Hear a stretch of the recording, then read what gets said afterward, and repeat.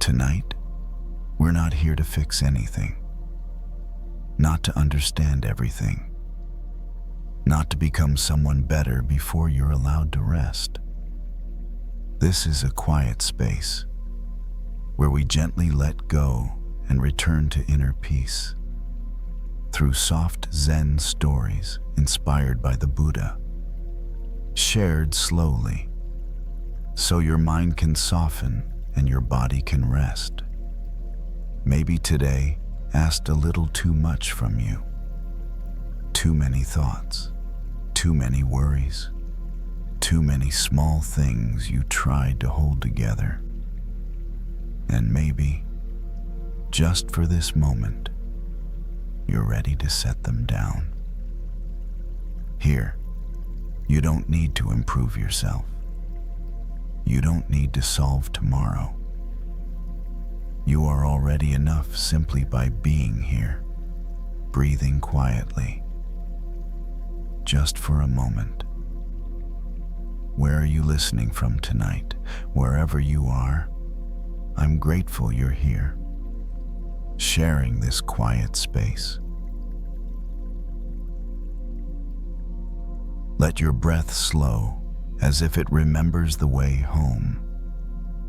Let your shoulders soften, like they no longer need to carry the world. Tonight, we'll listen to a simple story. A story from ordinary life, carrying a small thread of Zen and Buddhist wisdom. Not to give you more to think about, but to help you loosen your grip. Because suffering rarely ends by force. It softens when we stop holding it so tightly. There's nothing to rush, nothing to achieve, only a gentle drifting into rest, into stillness. Whether you stay awake or slowly fall asleep, this moment is already enough. And now, we begin tonight's journey with these Zen stories.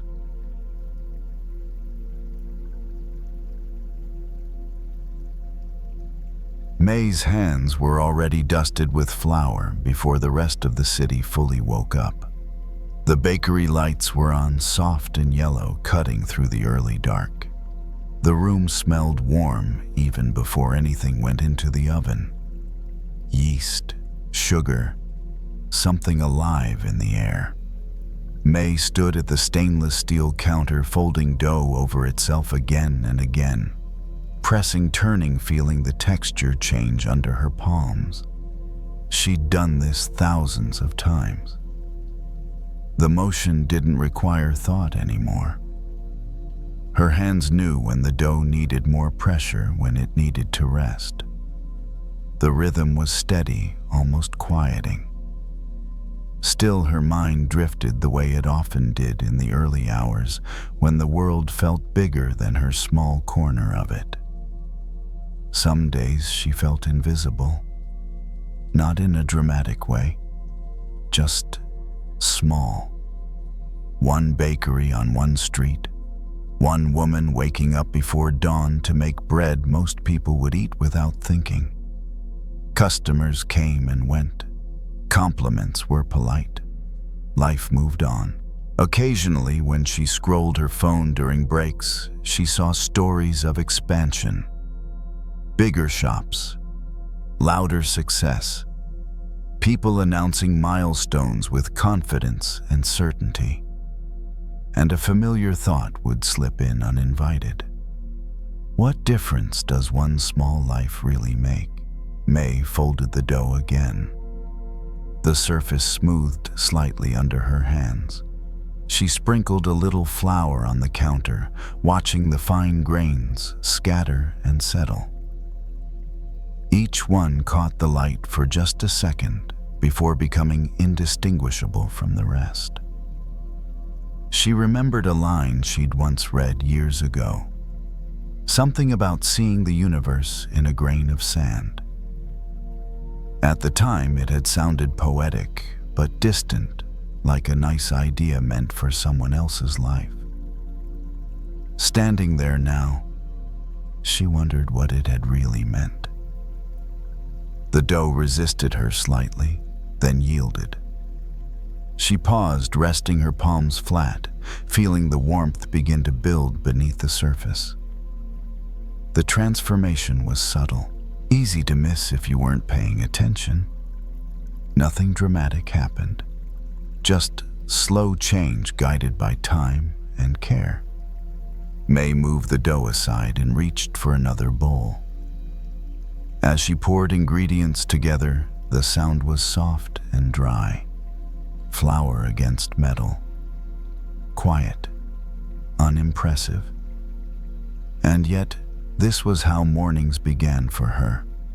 Not with headlines or announcements, but with these small, repetitive acts that quietly fed people she would never fully know. She thought about how often she judged herself by scale, by how big something looked from the outside, by how many people noticed, by whether her efforts echoed beyond her immediate reach. It was easy to feel insignificant when measured that way. But the bakery didn't operate on scale. It operated on attention. If she rushed, the bread suffered. If she was careless, the texture changed. Each small choice mattered, even if no one ever traced it back to her hands. May leaned against the counter for a moment, stretching her fingers. Her joints ached slightly. A familiar, honest ache. Proof of effort, even if the effort didn't come with applause. She looked at the flour still clinging to her skin, tiny white marks against warm brown. Each grain was almost nothing on its own, easy to wipe away, easy to overlook. But together they made the dough what it was. Without them, there was no bread. The thought landed gently, not as a lesson, but as a quiet recognition. She didn't need to be vast to be essential. She didn't need to be seen by everyone to be part of something whole. May returned to her work slower now, more present. She noticed the way the dough responded to her touch, the way patience made a difference. Outside, the city began to stir. A car passed. Somewhere nearby, a door opened and closed. Inside the bakery, time felt thicker, denser, like it was holding more than usual. She shaped the dough into loaves and placed them carefully on trays. Each one slightly different, each one complete in its own way. She slid the trays onto the rack and stepped back, wiping her hands on her apron. For a moment, she stood still. She thought about how the world often taught people to look outward for proof of worth, to count impact in visible results, to believe that if something didn't scale, it didn't matter. But here she was in a quiet kitchen before dawn, surrounded by small things that would soon become nourishment. Not symbolic nourishment, real nourishment. Warm bread passed from hand to hand. The oven hummed softly as it heated. May rested her palm against the metal door, feeling the warmth through her skin. She closed her eyes for just a second. If the universe could exist inside something this small, she didn't need to be afraid of her size. She just needed to keep showing up. The oven clicked softly as it reached temperature, a small sound that meant things were moving forward. May didn't rush to load the trays. She let the dough rest a little longer, trusting the pause. In baking, waiting was part of the work. Not a delay, not a mistake. Just time doing what time does best. She washed her hands at the sink, watching the flour disappear down the drain. The water ran warm, steady. As she dried her hands, she noticed how quiet the bakery still was. No customers yet, no chatter, just the low hum of machines and the faint rhythm of her own breathing. There was a strange comfort in being alone with something simple. May leaned against the counter again, eyes moving slowly around the room. The shelves, the bowls stacked neatly, the apron hanging by the door. None of it was remarkable. None of it was meant to be. And yet it all belonged together, forming a small, complete world that made sense on its own terms. She thought again about scale, about how easily the mind learned to dismiss what was small, how often more was mistaken for better, bigger reach, bigger impact, bigger proof. It was a loud way of measuring a life, and not always a gentle one. The bakery didn't ask her to be loud. It asked her to be attentive. May opened the oven door. Warm air spilled into the room, wrapping around her face and arms. She slid the trays inside one by one, careful not to jostle them. The loaves sat quietly unassuming, as if unaware of what they were about to become. She closed the door and set the timer. The waiting began again.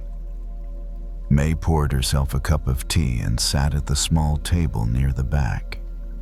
She didn't scroll her phone. She didn't fill the silence. She just sat there, letting the warmth of the cup seep into her hands. A thought passed through her mind, not sharp enough to interrupt the calm, but clear enough to notice maybe being small wasn't the same as being insignificant. Maybe small was simply a different way of being whole. She watched steam rise from the tea curl and disappear. Nothing about it tried to last longer than it needed to. Nothing about it tried to be more than it was. The timer rang softly. May stood, moved back to the oven, and opened the door. The smell of bread filled the bakery, rich and grounding.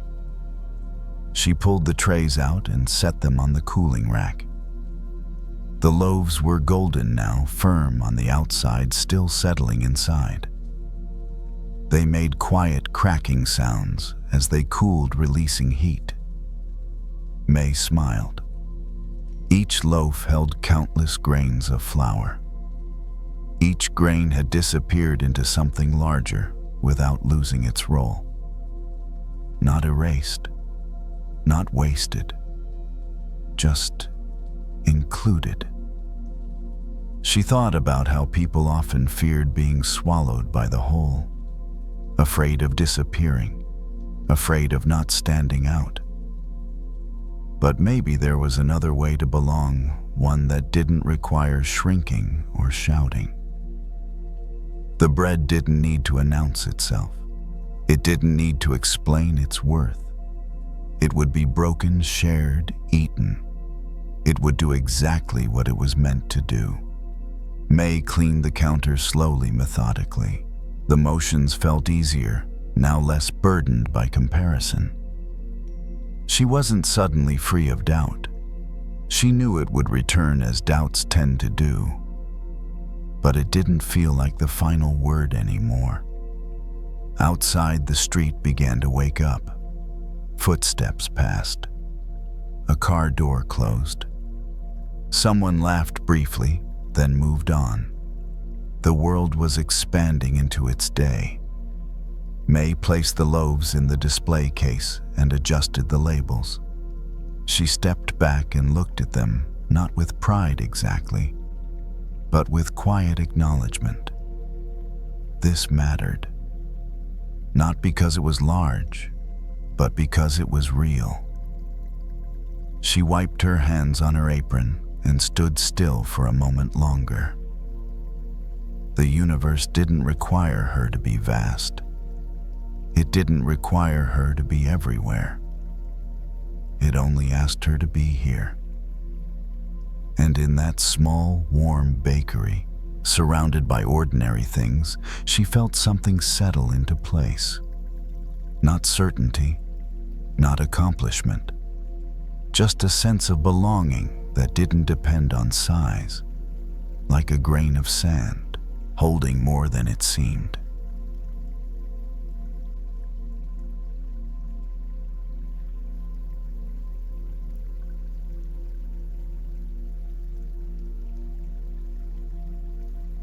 The leaf had been there longer than Susan expected. It clung to the bare branch outside her window long after the others had let go. Day after day, the tree stood almost empty, its limbs thin against the sky, while that one leaf remained brown at the edges, curled inward, still attached. Susan noticed it one quiet afternoon when she sat by the window with a book she wasn't really reading. The light was soft, the kind that only comes late in the season. Not warm, not cold, just tired. She was 62 now, a librarian for most of her life. Someone who had learned to love slow things, pages turning shelves, settling the low hum of a building holding its breath. Change had never frightened her loudly. It arrived for her in subtler ways. Retirements, empty desks, names that stopped appearing on holiday cards. The leaf didn't move much.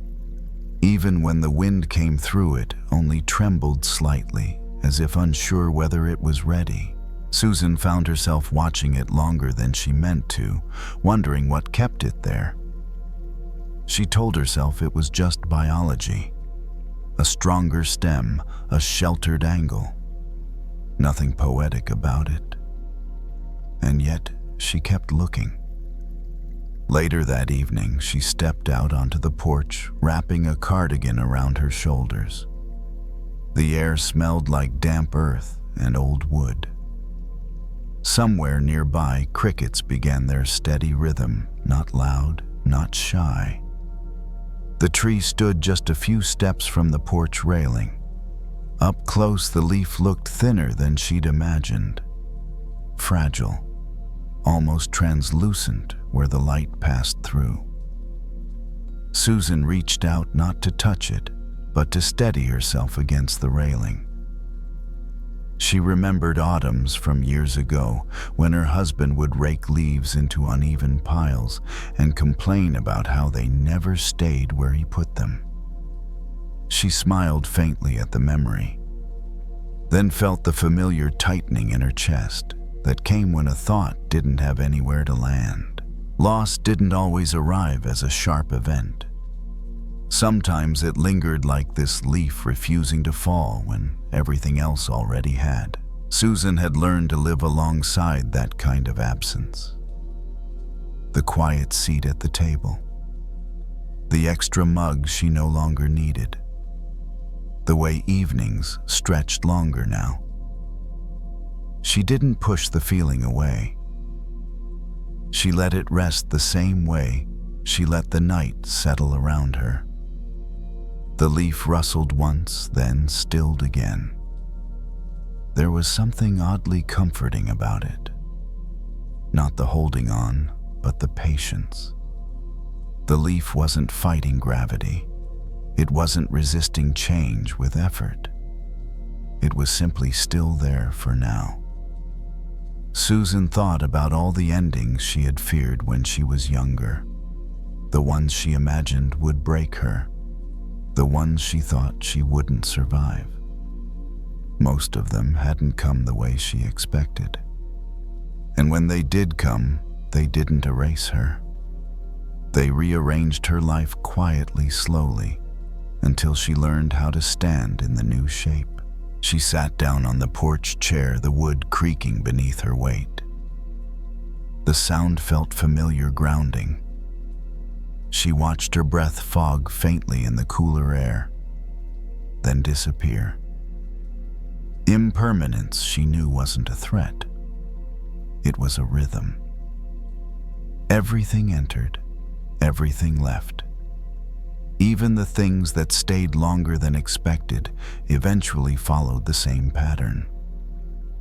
Still knowing something and feeling ready for it were different things. Susan closed her eyes for a moment, listening to the crickets, the distant sound of a car passing somewhere far away. The night didn't hurry the leaf. It didn't insist on anything. When she opened her eyes again, the leaf was still there. She smiled at that.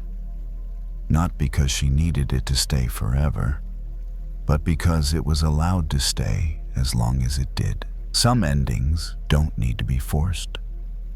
Some beginnings don't announce themselves. Sometimes life simply waits until everything is ready. Susan leaned back, letting the chair support her, letting the quiet do its work. The leaf would fall when it fell, or it wouldn't. Either way, the tree already knew how to grow again. The leaf stayed through the night. Susan noticed it again in the morning light, still holding on, still quiet. Frost traced a thin line along the railing, and the air carried that clean, almost metallic chill that came just before winter settled in. Nothing felt rushed. Nothing felt unfinished. She made her tea and stood by the window while it steeped, watching the branch sway gently. The leaf moved with it, now less rigid than before, as if it had loosened its grip without letting go entirely. Susan didn't wonder when it would fall anymore. The question had softened into something less sharp. She was more curious about how it stayed present in this in-between moment, not fully alive, not yet gone. That space felt familiar. So much of her life now existed there, between who she had been and who she was becoming. Between the roles she once filled and the quieter ones she was learning to accept. Between holding and releasing. She carried her tea out to the porch again, the mug warming her hands. The chair creaked in the same place as the night before. The sound reassured her that some things at least were consistent. The leaf trembled once in a breeze that barely deserved the name. It turned slightly, catching the light. For a second, its veins glowed faintly, like a map no one needed to read anymore. Susan felt no urgency rise in her chest. No need to intervene. No need to wish for anything to happen faster. Loss had taught her that endings didn't require her permission. They arrived when they arrived. And beginnings, she had learned, were often too quiet to notice at first. She thought of the library she would leave behind in a few months, the shelves that would still hold their weight, the readers who would come and go without knowing her name. It no longer felt like erasure. It felt like continuity. The leaf shifted again. Then, without ceremony, it let go. There was no sound when it fell, no dramatic motion. It drifted downward in a slow, uneven path, turning once then again before resting on the ground beneath the tree. Susan watched without flinching. Something inside her loosened, not in grief, but in recognition. This was how it happened. This was how it always happened. Not with force, but with timing. She stayed where she was, breathing evenly, allowing the moment to complete itself without adding a story to it. The tree stood bare now, unremarkable, ready for its next quiet season. In a few months, new leaves would appear without asking whether the old ones had been missed. Susan finished her tea. The warmth spread through her chest, steady and kind. She set the mug down and rested her hands in her lap, palms open, fingers relaxed. Change, she realized, didn't mean disappearance. It meant movement. It meant making room. The fallen leaf would return to the earth. The tree would use what remained. Nothing was wasted. She stood up and went back inside, leaving the porch as it was. The day would unfold on its own. There was nothing she needed to carry forward from the night before. Impermanence wasn't a loss of ground. It was the ground itself, always shifting, always supporting the next step. And as the morning light grew a little brighter, Susan felt ready to move with it slowly, without fear, trusting the quiet intelligence of change.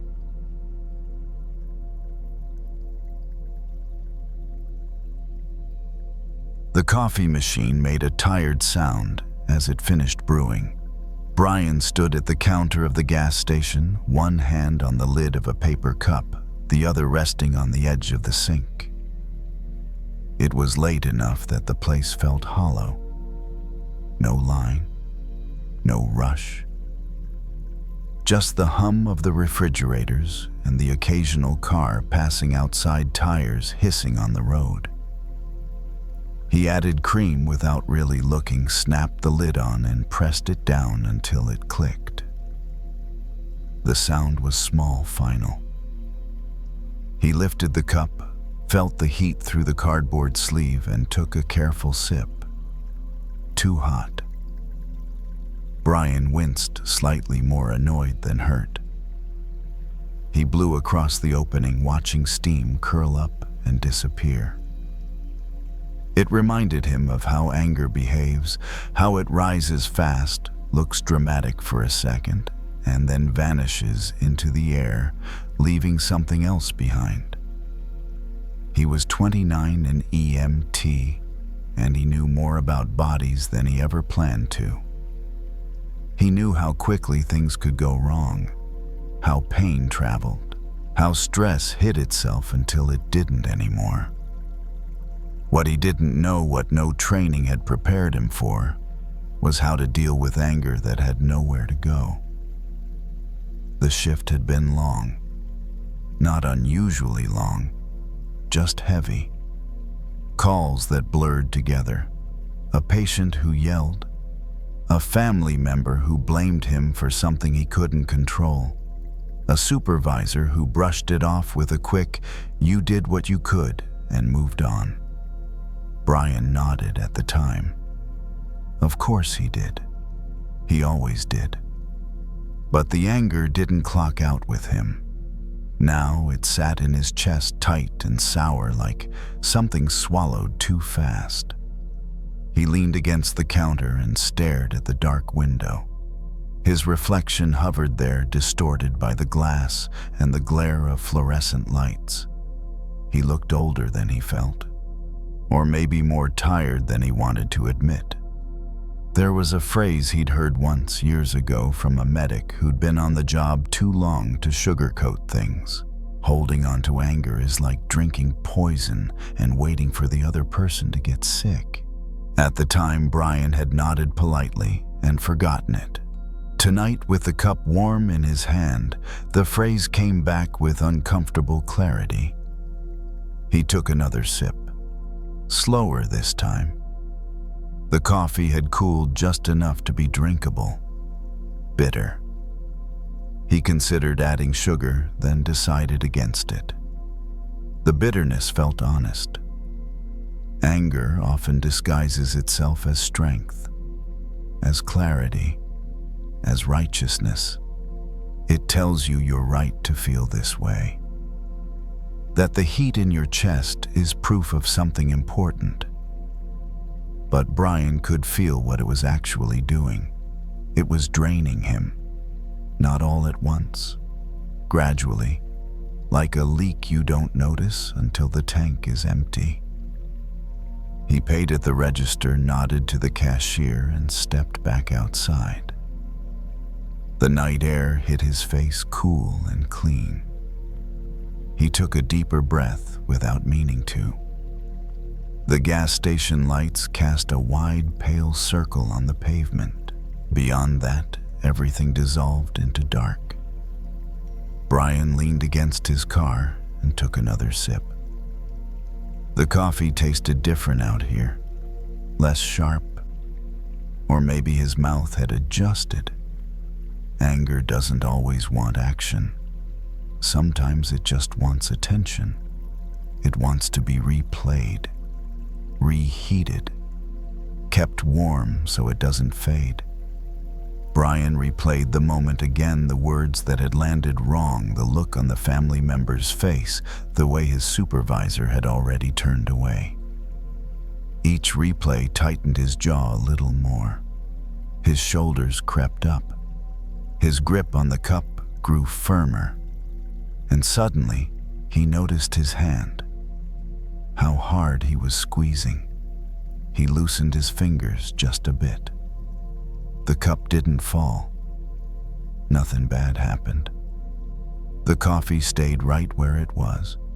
He let out a breath. Brian wasn't ready to forgive anyone. That word felt too big, too clean, too far away from how he actually felt. Forgiveness sounded like letting someone off the hook, and he wasn't interested in that. What he was interested in, what his body seemed to be asking for, was relief. The kind that comes from not swallowing something harmful just to keep a story alive. He finished the coffee slowly, noticing the warmth move through him.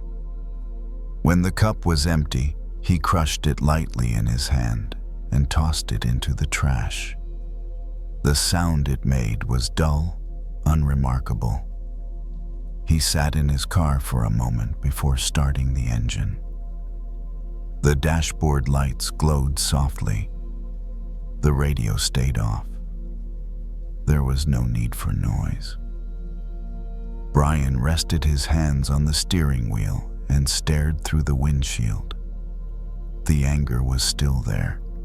He could feel it. But it no longer felt like fuel. It felt like weight. And for the first time that night, he wondered quietly without judgment how much of that weight he was willing to keep carrying. Not for justice, not for principle, just out of habit. The engine started.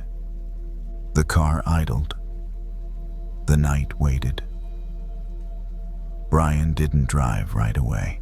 The engine idled, a low, steady sound, like a reminder that movement was available, but not required. He watched the dashboard lights glow and dim as his eyes adjusted.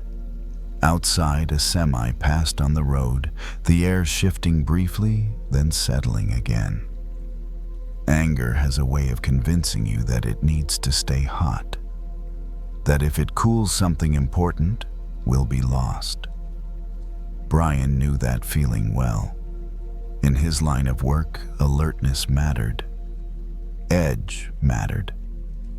Letting things slide felt dangerous, like lowering your guard at the wrong moment.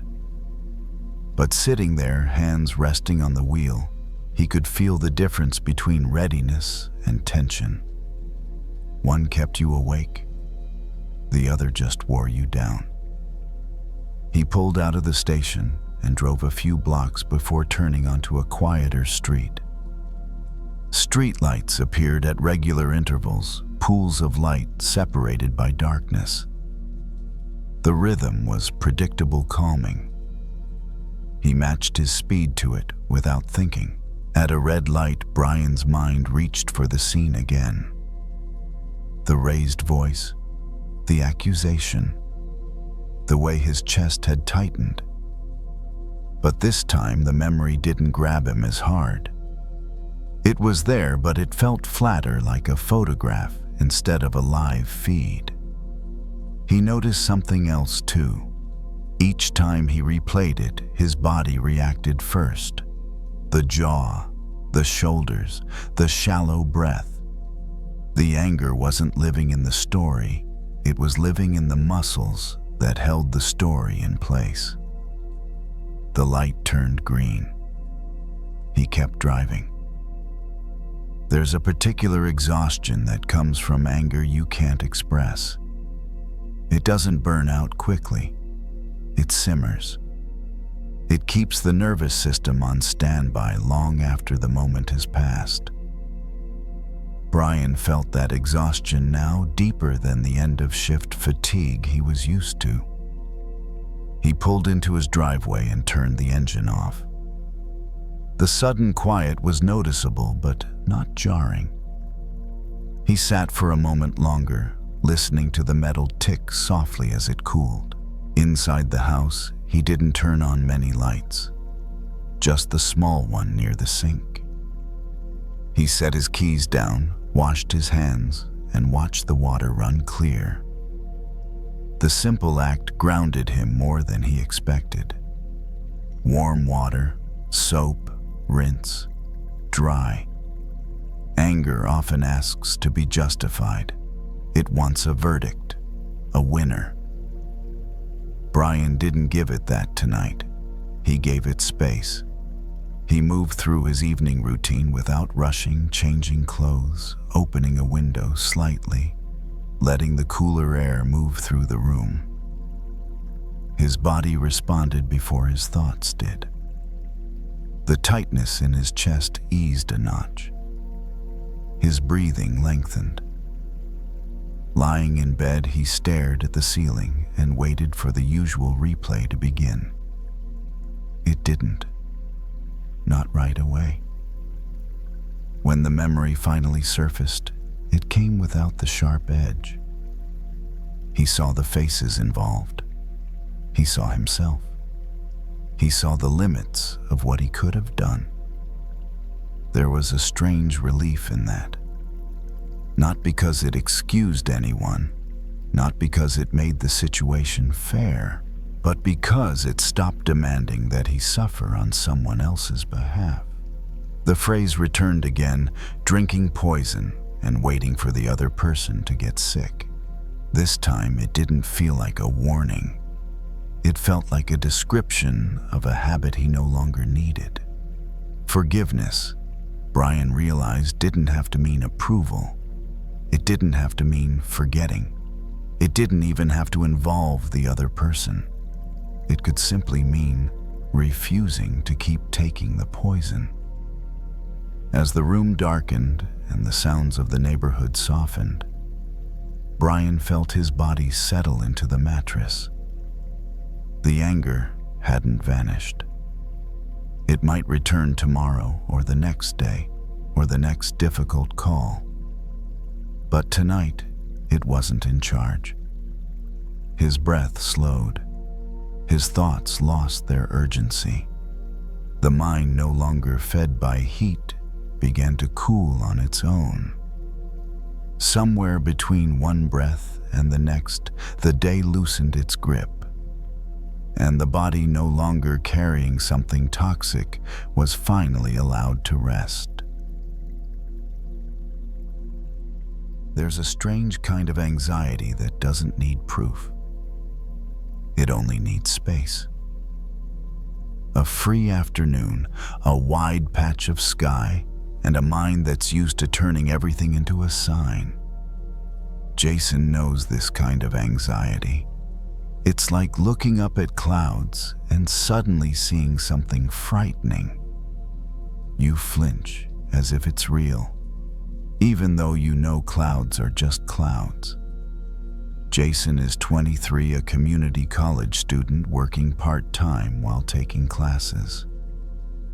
That afternoon, after a long day of lectures, he walks across the grassy area behind campus.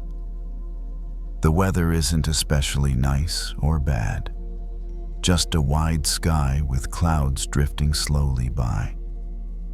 A light breeze moves through the trees, their branches swaying gently. Everything feels comfortably ordinary. Jason plans to head straight to the parking lot, but his feet stop on the grass almost by habit. A few people are reading, a few small groups are talking quietly, and most of the space is calm. He finds a spot a little farther away, sits down and leans back against his backpack. Not because he wants to think, just because his body needs a pause. He tilts his face toward the sky. The clouds are thicker today, white and gray, layers stacked together sliding past the sun and softening the light. Jason exhales. His shoulders drop slightly.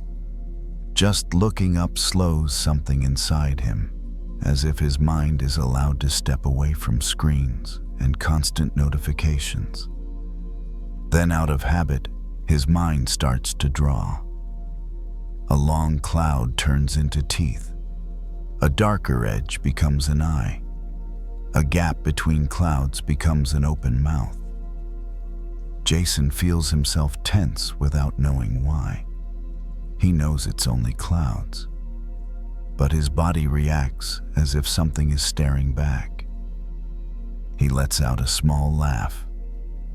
Not a happy one, just the kind that comes when you realize your own mind has played a trick on you.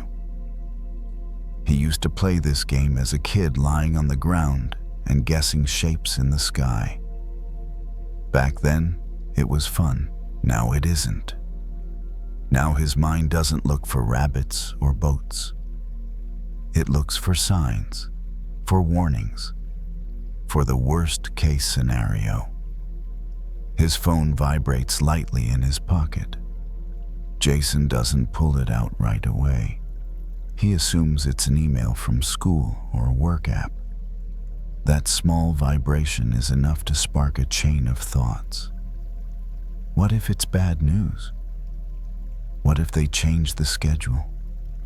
What if I forgot to turn something in? What if I'm falling behind again? The feeling doesn't crash down like a storm. It's more like another cloud drifting in, dimming everything just a bit.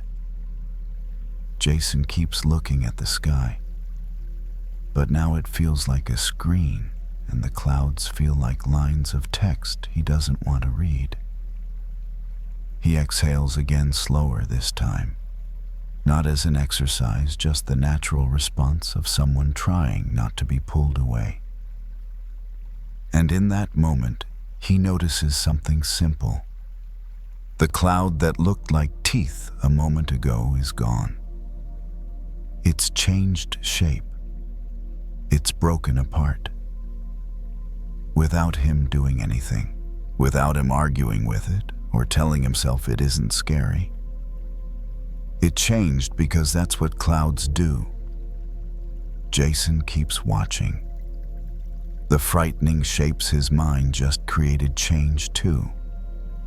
Not because he's forcing himself to think positively, but because the base of it all, the clouds are always moving. When the base keeps moving, the images can't stay fixed. He feels something loosen in his chest, just a little. Like realizing that what scared you doesn't have claws or teeth, only a temporary shape made by light and angle. And if that's true, then maybe many things in his mind are like that too. The monsters of the future, the signs that he'll fail, the proof that he isn't enough. Maybe they're just clouds passing through a tired sky. Jason finally takes out his phone, not to chase the worry, just to look.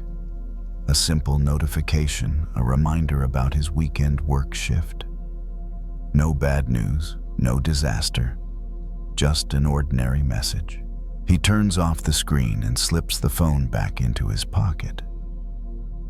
He realizes he's done something rare. He looked at reality instead of imagination. He lifts his face to the sky again. This time he tries not to name the shapes. Not that's a monster. Not that's a sign. Just clouds. White, gray, moving, and a light breeze. If you're listening and you recognize this habit of looking at the sky in your mind and seeing only frightening shapes, that's okay. The human mind does this to protect itself. It wants to predict danger. But sometimes it predicts things that aren't real, simply because it's used to predicting. Jason stays there, eyes open, but his body has slowed. No big answers appear, just a small realization some things that look like monsters are really just clouds passing by.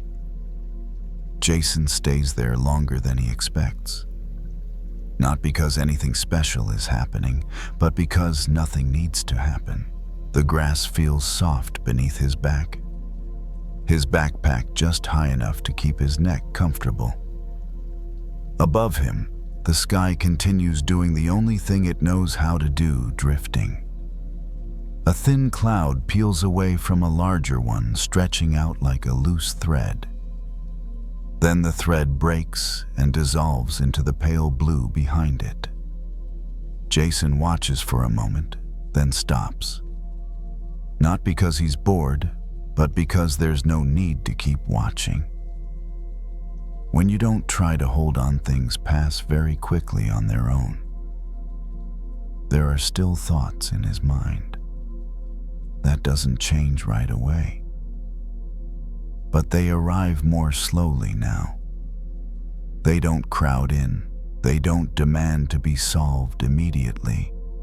Like clouds, they appear, shift shape, and move along.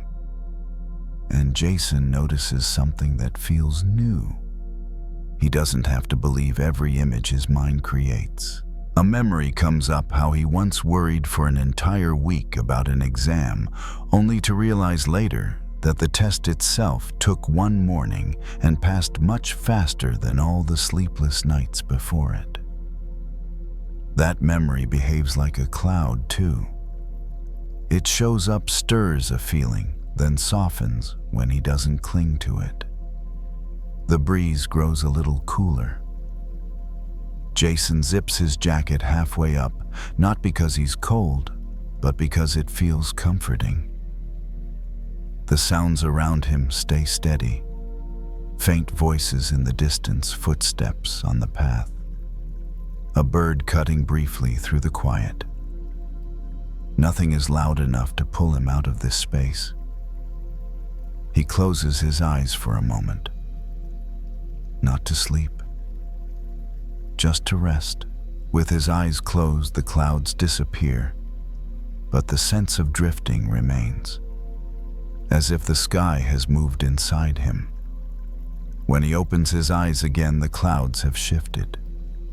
The shapes from earlier are gone. Not because he chased them away, but because time did what it always does. Jason realizes his worries work the same way. When he stares at them, they grow bigger, sharper, with teeth and eyes. When he gives them space, they fade and dissolve. Not always quickly, but always with movement. His phone stays quiet in his pocket. No vibration, no glow. Jason doesn't check it. Not out of discipline, but because there's no urge to. This open space, this sky, feels like enough for now. If there's any kind of lesson here, it's a very gentle one. Not stop worrying, not think positive. Just this: maybe you're looking at clouds and calling them monsters. And if so, you might try looking a little longer, giving them a bit more time and seeing how they change on their own. Jason gets up when his back starts to feel stiff, slowly, without regret. The grass is still there. The sky is still there. It doesn't need him to watch over it. He slips his backpack onto his shoulders, feeling the familiar weight, but it doesn't feel as heavy as before. Maybe because something inside him is lighter. On his way to the parking lot, he looks up one more time. The clouds are thinner now. More light comes through. No frightening shapes appear. But even if they did, he knows they would pass. If you're listening and your eyes are starting to feel heavy, let them be heavy. You don't need to stay awake to understand anything. Clouds don't need to be understood. They only need to be seen and left alone. And if you fall asleep while the clouds are still drifting, that's perfectly fine. The sky doesn't disappear when you close your eyes. It just keeps opening wider, quiet, doing what it does best. Listen for a little while, and then let all the shapes dissolve.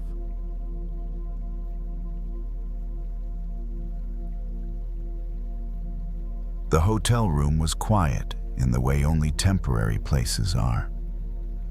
Not the quiet of home, but the kind that doesn't know you yet. The air conditioner hummed steadily. A thin line of light slipped in through the edge of the curtains from the parking lot outside.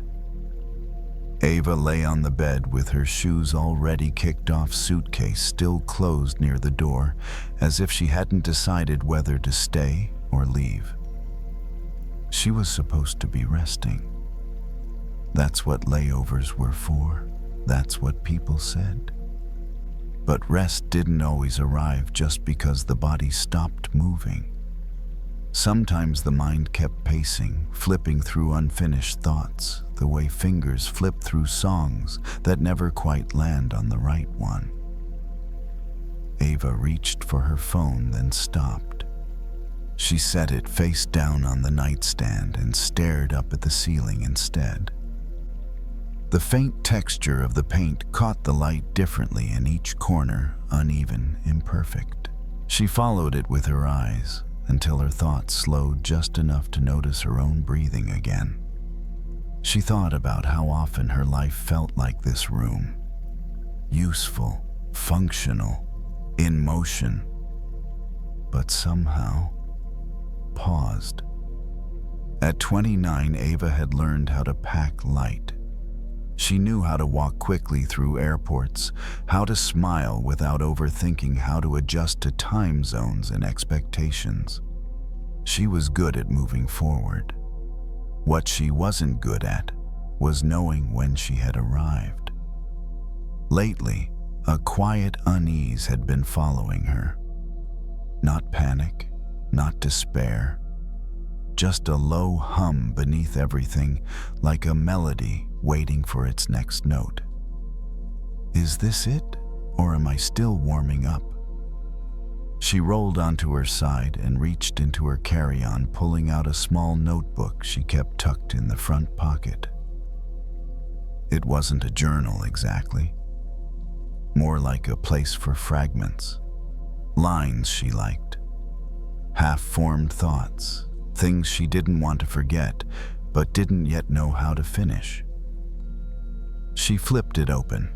Most of the pages were unfinished. Sentences that stopped mid-thought.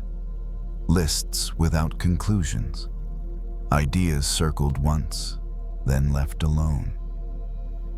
Ava traced one line with her finger. It had been written months ago during another night in another city. I think I'm waiting for the part where it all makes sense. She smiled faintly and closed the notebook. Growing up, she'd believed life would have clear movements, verses, choruses, a bridge that explained everything before the ending arrived. She'd imagined she'd know when she reached the real part, the part that would confirm she was on the right track. But nothing had announced itself. Instead, life had unfolded quietly. Job offers that felt both exciting and uncertain. Relationships that ended not with explosions, but with gentle drifting apart. Choices that seemed reasonable at the time, then ambiguous later. Nothing had gone wrong, and yet something felt unfinished. Ava sat up and swung her legs over the side of the bed. The carpet was soft under her feet, patterned in a way she would never remember tomorrow. She walked to the window and pulled the curtain back just a little. Outside the parking lot, lights cast pale circles on the pavement. A few cars sat still, engines ticking faintly as they cooled. Somewhere in the distance, a truck passed on the highway, its sound rising and falling like a breath. She thought about how songs worked. How the first verse often didn't explain much. How melodies repeated before they resolved. How some of the most meaningful parts were transitions, places where nothing seemed to happen, but everything was quietly shifting. Maybe life was more like that than she'd expected. Maybe it wasn't meant to be judged mid-song. Ava rested her forehead lightly against the cool glass. The reflection that looked back at her was faint, layered over the dark outside. She didn't study it. She didn't search for answers there. She just stood. The feeling of being behind softened slightly. Not gone, just quieter. Like a note that didn't need to be resolved right away. She returned to the bed and lay back down, this time pulling the blanket up around her shoulders. The room held her without comment. It didn't ask where she was going next. It didn't ask if she was doing enough. It just existed, complete in its temporary way. Ava closed her eyes. For the first time that evening, she allowed the thought to settle without argument. Maybe this part isn't missing anything. Maybe it's just not finished yet. The air conditioner continued its steady rhythm. The light outside didn't change. The song of her life stayed right where it was open, unresolved, still unfolding. And that, for now, was enough to rest inside. Ava didn't fall asleep right away. She lay there listening to the quiet mechanics of the room, the steady hum of the air conditioner, the faint electrical buzz inside the walls, the distant sound of tires on asphalt far below. None of it asked for her attention. It was the kind of background noise that didn't interrupt thought, but gently slowed it. Her mind wandered again, but this time without urgency. She thought about all the moments she'd labeled as in between. The jobs that weren't quite careers. The relationships that mattered, but didn't last. The cities she passed through without planting roots. She had treated those chapters like placeholders, like they were supposed to lead somewhere else before they could count. But lying here now, she wondered if that was fair. Songs didn't rush to their endings. They lingered. They repeated phrases. They left space between notes. Ava rolled onto her back and placed one hand on her chest, feeling the gentle rise and fall beneath her palm. Her heartbeat was calm, unremarkable, steady enough to trust. She remembered being younger and assuming that clarity would arrive all at once. That one day she'd wake up knowing exactly who she was and what came next. That life would lock into place like a finished composition. Instead, it had kept improvising. And maybe that wasn't a flaw. Maybe it was the nature of being alive. She thought about the notebook again, about all the half-written lines she'd collected over the years. She'd always told herself she'd finish them later when she understood more. But maybe the unfinished lines weren't waiting to be completed. Maybe they were meant to stay open, like questions that didn't need answers to be meaningful. The room felt softer now, as if the edges had blurred. Ava adjusted the pillow under her head and felt her shoulders sink deeper into the mattress. The tension she'd carried earlier, the sense that she was running out of time, had loosened its grip. She wasn't late. She wasn't early. She was simply here inside this measure of the song. Outside, a car door closed. Someone laughed briefly, then the sound faded. Life continued without announcing its purpose, without explaining itself. Ava let her breathing follow the rhythm of the room. In, out. No effort, no correction. She realized she'd been judging her life as if it were already over, as if the ending had been written and she was falling short of it. But you couldn't judge a melody before it resolved. You couldn't call a song incomplete when it was still being played. The pressure to define herself softened. She didn't need to know where everything was leading. She didn't need to label this chapter. She didn't need to turn her uncertainty into a problem to solve tonight. Some parts of life were meant to be lived before they were understood.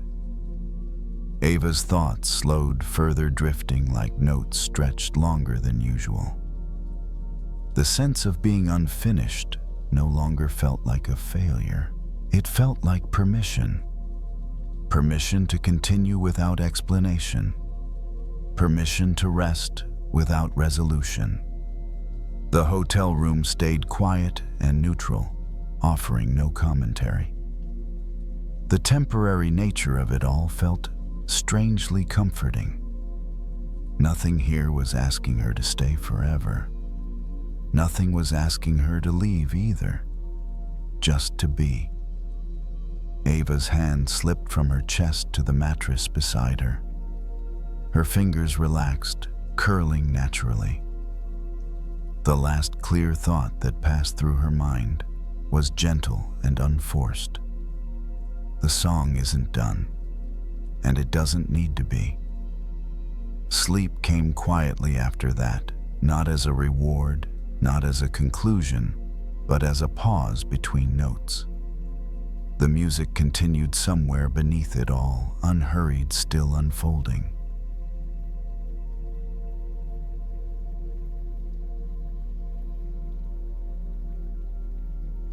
Ava's keycard failed the first time. She stood in the hotel hallway, suitcase beside her, and tried again. Same soft red blink. For a second, she just stared at it, not angry, not panicked, just tired in a very specific way. The kind of tired that makes small problems feel like proof that the whole world is slightly misaligned. She took a breath, adjusted the card, and swiped one more time. Green light. A quiet click.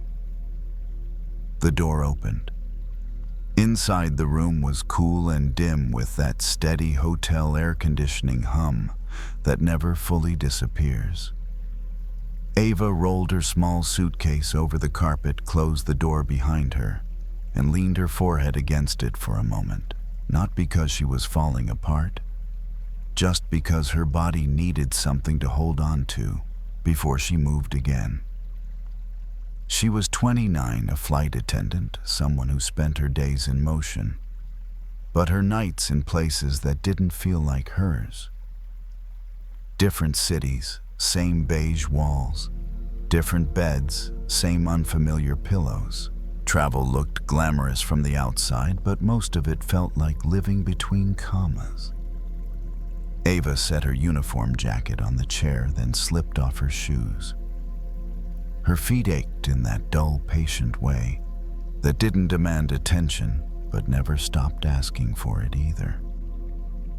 She walked to the window and pulled the curtain back a few inches. Outside, the city glowed. Not bright, not lively, just lit enough to remind her that life was still happening somewhere else. tiny headlights moved along distant streets like slow beads on a string. She could have called someone. She could have texted. But conversations at this hour often required more energy than she had. Plus, she wasn't sure what she'd even say. "I'm fine, I'm just tired. I don't know what I'm doing." All of them were true in different proportions.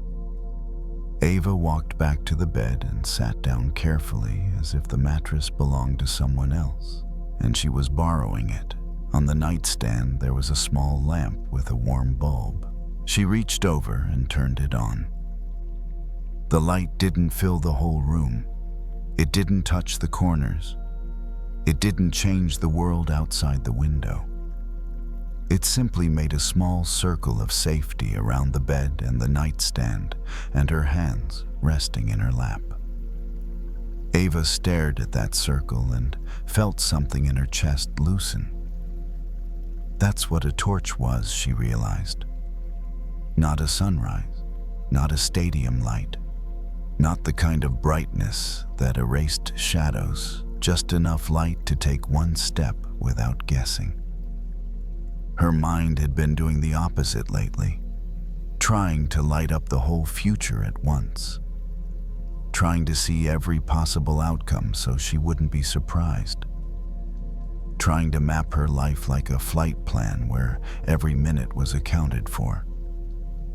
But life wasn't a flight plan. It was more like this hotel room. At midnight, unfamiliar, quiet, and impossible to see all at once. She opened her phone and scrolled through tomorrow's schedule. Same routine, same gates, same announcements.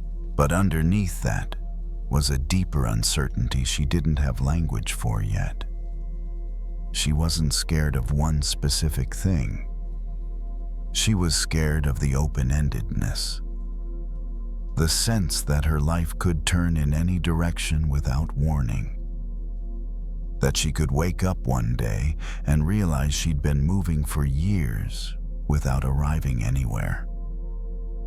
Ava set her phone face down on the nightstand. The gesture was small, but it changed the air in the room. Like lowering the volume on something that had been buzzing too close to her ear. She watched the lamp glow. Warm, steady, unconcerned. The light didn't demand that she fix her life tonight. It didn't insist she make big decisions. It didn't ask her to solve the question of who she was becoming. It just offered presence. Ava lay back on the bed, still in her travel clothes, hands resting on her stomach. The AC hummed. Somewhere down the hall, an elevator chimed softly and then went quiet again. She thought about all the moments in her life when she'd wanted certainty before moving forward. The way she'd postponed decisions until she felt ready, as if readiness would arrive like a package with her name on it. But maybe that wasn't how it worked. Maybe the night didn't offer a full map. Maybe it only offered the next few feet. Ava closed her eyes. The circle of light behind her eyelids was still there, warm and calm.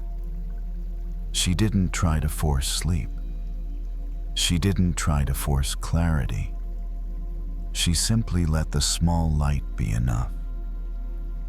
Because sometimes making it through the night isn't about seeing the whole path. Sometimes it's about trusting that one small circle of light can carry you from one breath to the next. At some point, the room felt less unfamiliar. Not because anything had changed, but because Ava had stopped scanning it. The edges softened once she let them stay in shadow. The lamp kept its small, steady circle. The rest of the space could be what it was. She shifted onto her side and pulled the blanket up over her shoulder. The fabric smelled faintly of detergent, clean and impersonal, but it was warm enough. Her breathing slowed without instruction. When she stopped checking it, it found its own pace. The city outside continued its quiet movements.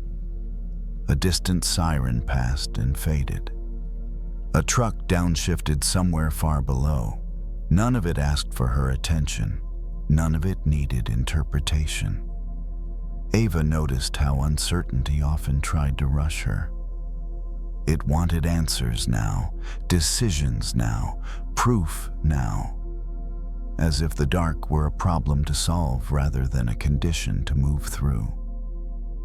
The torch didn't solve the dark, it just made room inside it.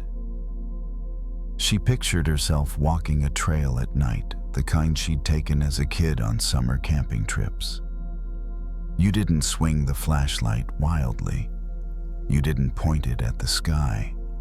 You aimed it at the ground, right where your foot would land next. Step by step. That was enough to keep moving without fear. The lamp beside her hummed softly. It didn't flicker.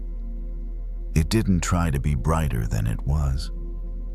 It simply stayed on. Ava felt the urge to check her phone again, the reflex to reach for certainty, for updates, for something solid to hold on to. The urge passed when she didn't follow it, like a wave that lost its shape once it reached the shore. She rested one hand on her stomach and felt it rise and fall. The motion was small, reliable, proof that something in her knew how to keep going without a plan. There would be other hotel rooms, other nights that felt like this. There would be mornings where clarity still hadn't arrived and she'd have to move anyway. But clarity didn't need to arrive before rest. Rest came first. The lamp's light warmed the side of her face. Shadows shifted slightly as the air conditioning cycled. Nothing dramatic happened. That was the point. Fear liked drama. It liked big images and worst-case scenes. It liked convincing her that if she couldn't see everything, she was unsafe. But lying there now, Ava could feel the difference between darkness and danger. Darkness was simply what existed beyond the circle of light. It wasn't chasing her. It wasn't closing in. It was just there. She turned the lamp off, not abruptly, but with intention. The room went dark, though not completely. The city glow still found its way through the curtains. Enough to know where she was. Enough to feel oriented. The torch didn't disappear when the light went out. It had done its job. Ava let her thoughts thin out. They arrived less as sentences and more as impressions, warmth, quiet the memory of movement, slowing down. The future felt farther away now, not because it had been resolved, but because it no longer needed her attention. She didn't tell herself she was brave. She didn't tell herself she was ready. She simply allowed herself to be where she was without reaching ahead. The night held its shape around her. The bed supported her weight. The room remained steady. Somewhere the city continued to glow without asking her to participate. If the path ahead couldn't be seen all at once, that was okay. She didn't need the whole night lit up. One small light had been enough. Now even that could rest. And as sleep moved closer, Ava let herself drift into it, trusting that when morning came, the next circle of light would appear right where she needed it, not sooner, not farther away, just in time.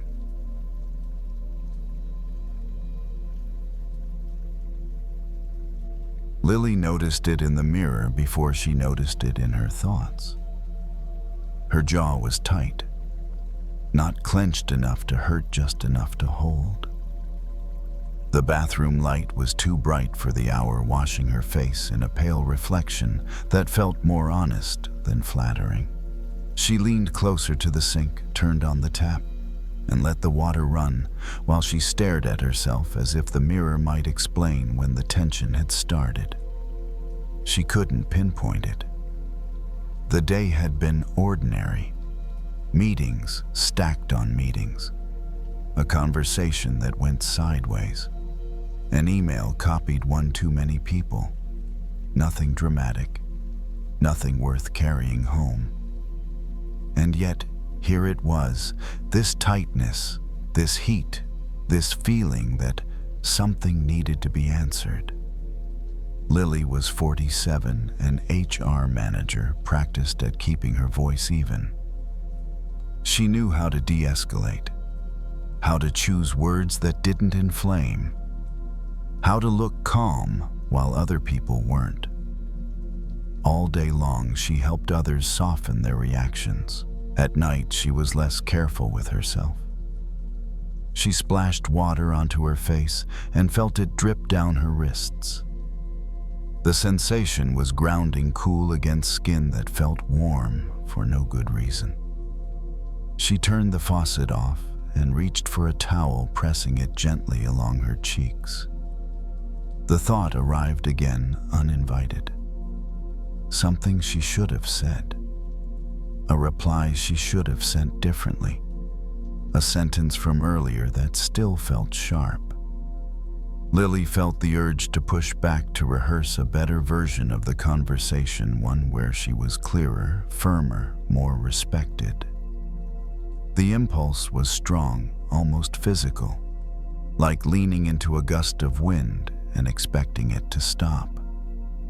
She remembered something her father used to say when she was a kid, usually when she complained about how unfair something felt. "Don't spit into the wind," he'd say.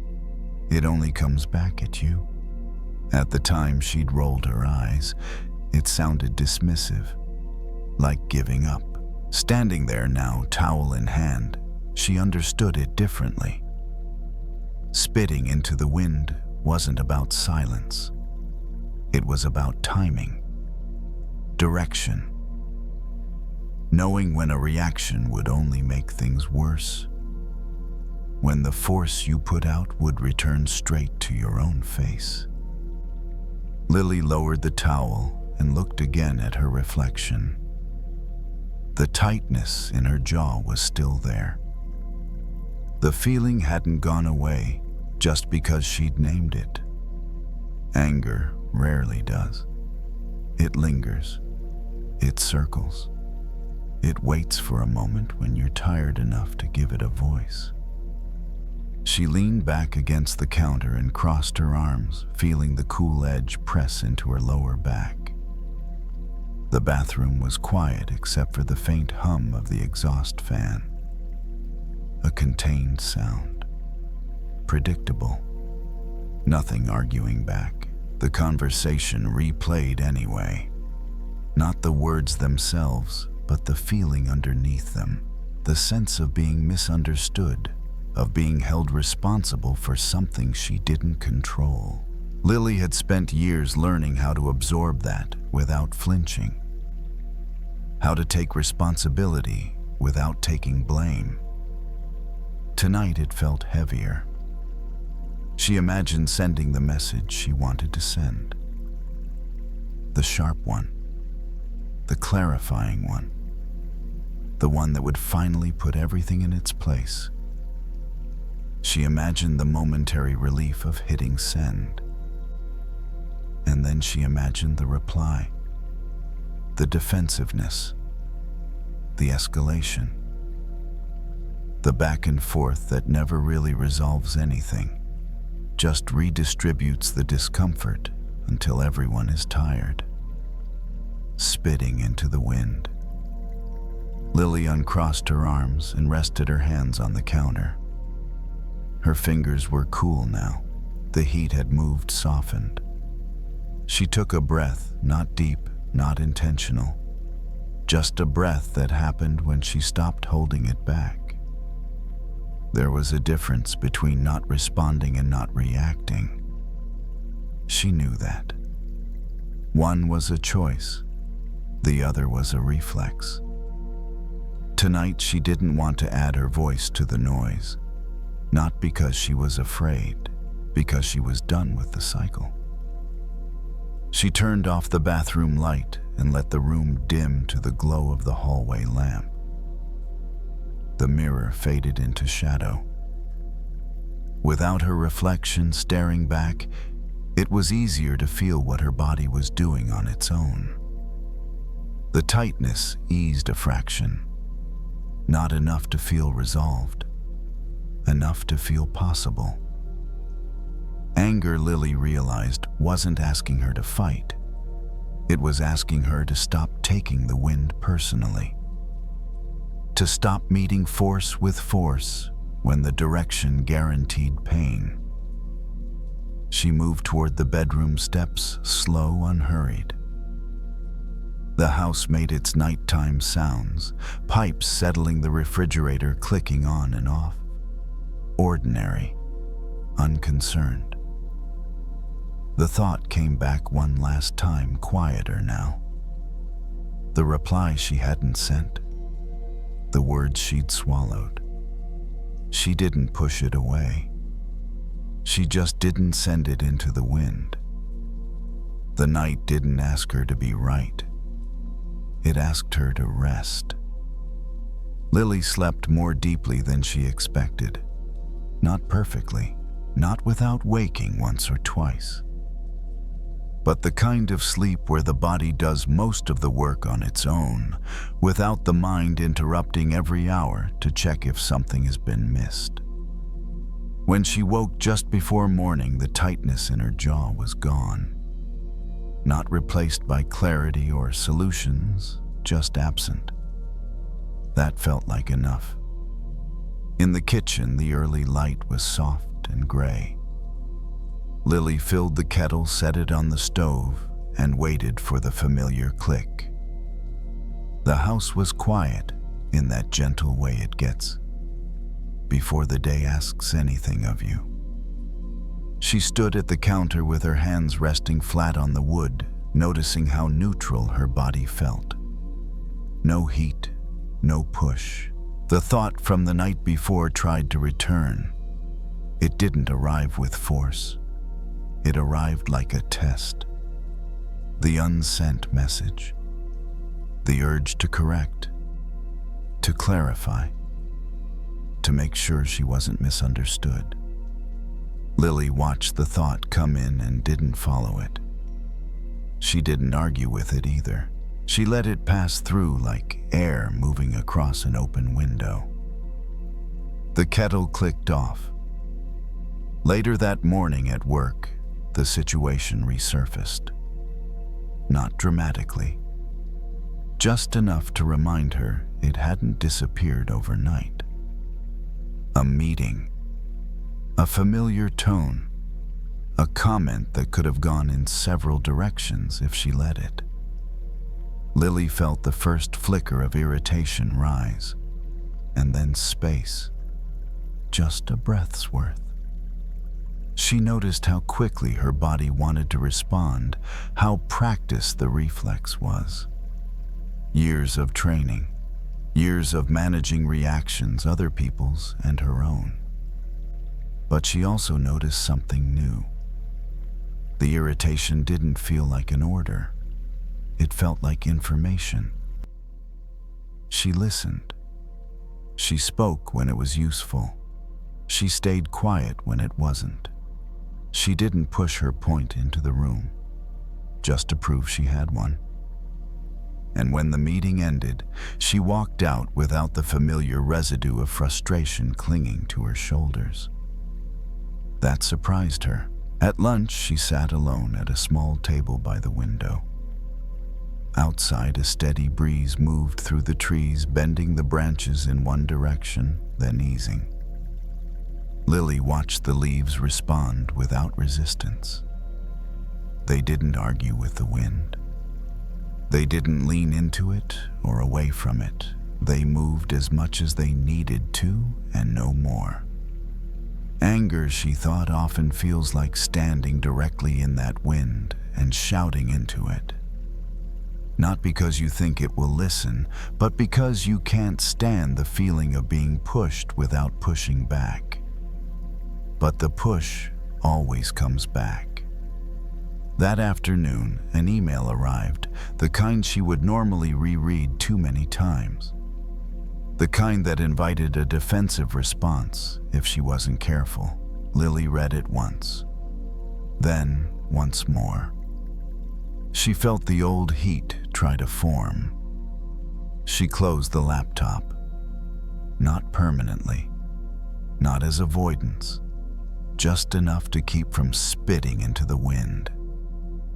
She stood up, stretched, and walked to the water cooler. The cold water shocked her tongue in a clean, simple way. She swallowed and felt it move through her chest, grounding her again. By the time she returned to her desk, the urge to react had softened. The words that needed to be said, if any, were clearer now. Fewer, more precise, less fueled by heat. She typed a short reply, honest, neutral, no extra edge. Then she sent it. And that was it. No replay, no bracing, no waiting for the impact. When Lily got home that evening, the air felt different. Not lighter because things were fixed, but lighter because she hadn't added more weight to them. She washed her face at the sink cool water again and noticed how natural the motion felt now. No tension hiding behind it. Anger hadn't disappeared from her life. It never would. It would return in small gusts and sudden squalls, as it always did. But tonight she understood something more clearly. You don't have to meet every force head-on. You don't have to respond just because something hits you. You don't have to turn discomfort into self-inflicted pain. Sometimes the wisest thing you can do is step slightly to the side. Let the wind pass. Let it lose its target. As the house settled into evening and Lily prepared for bed, her thoughts slowed without effort.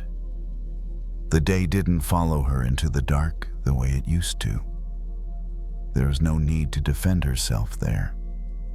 The night was still. The wind had moved on, and Lily, no longer standing in its path, was finally able to rest.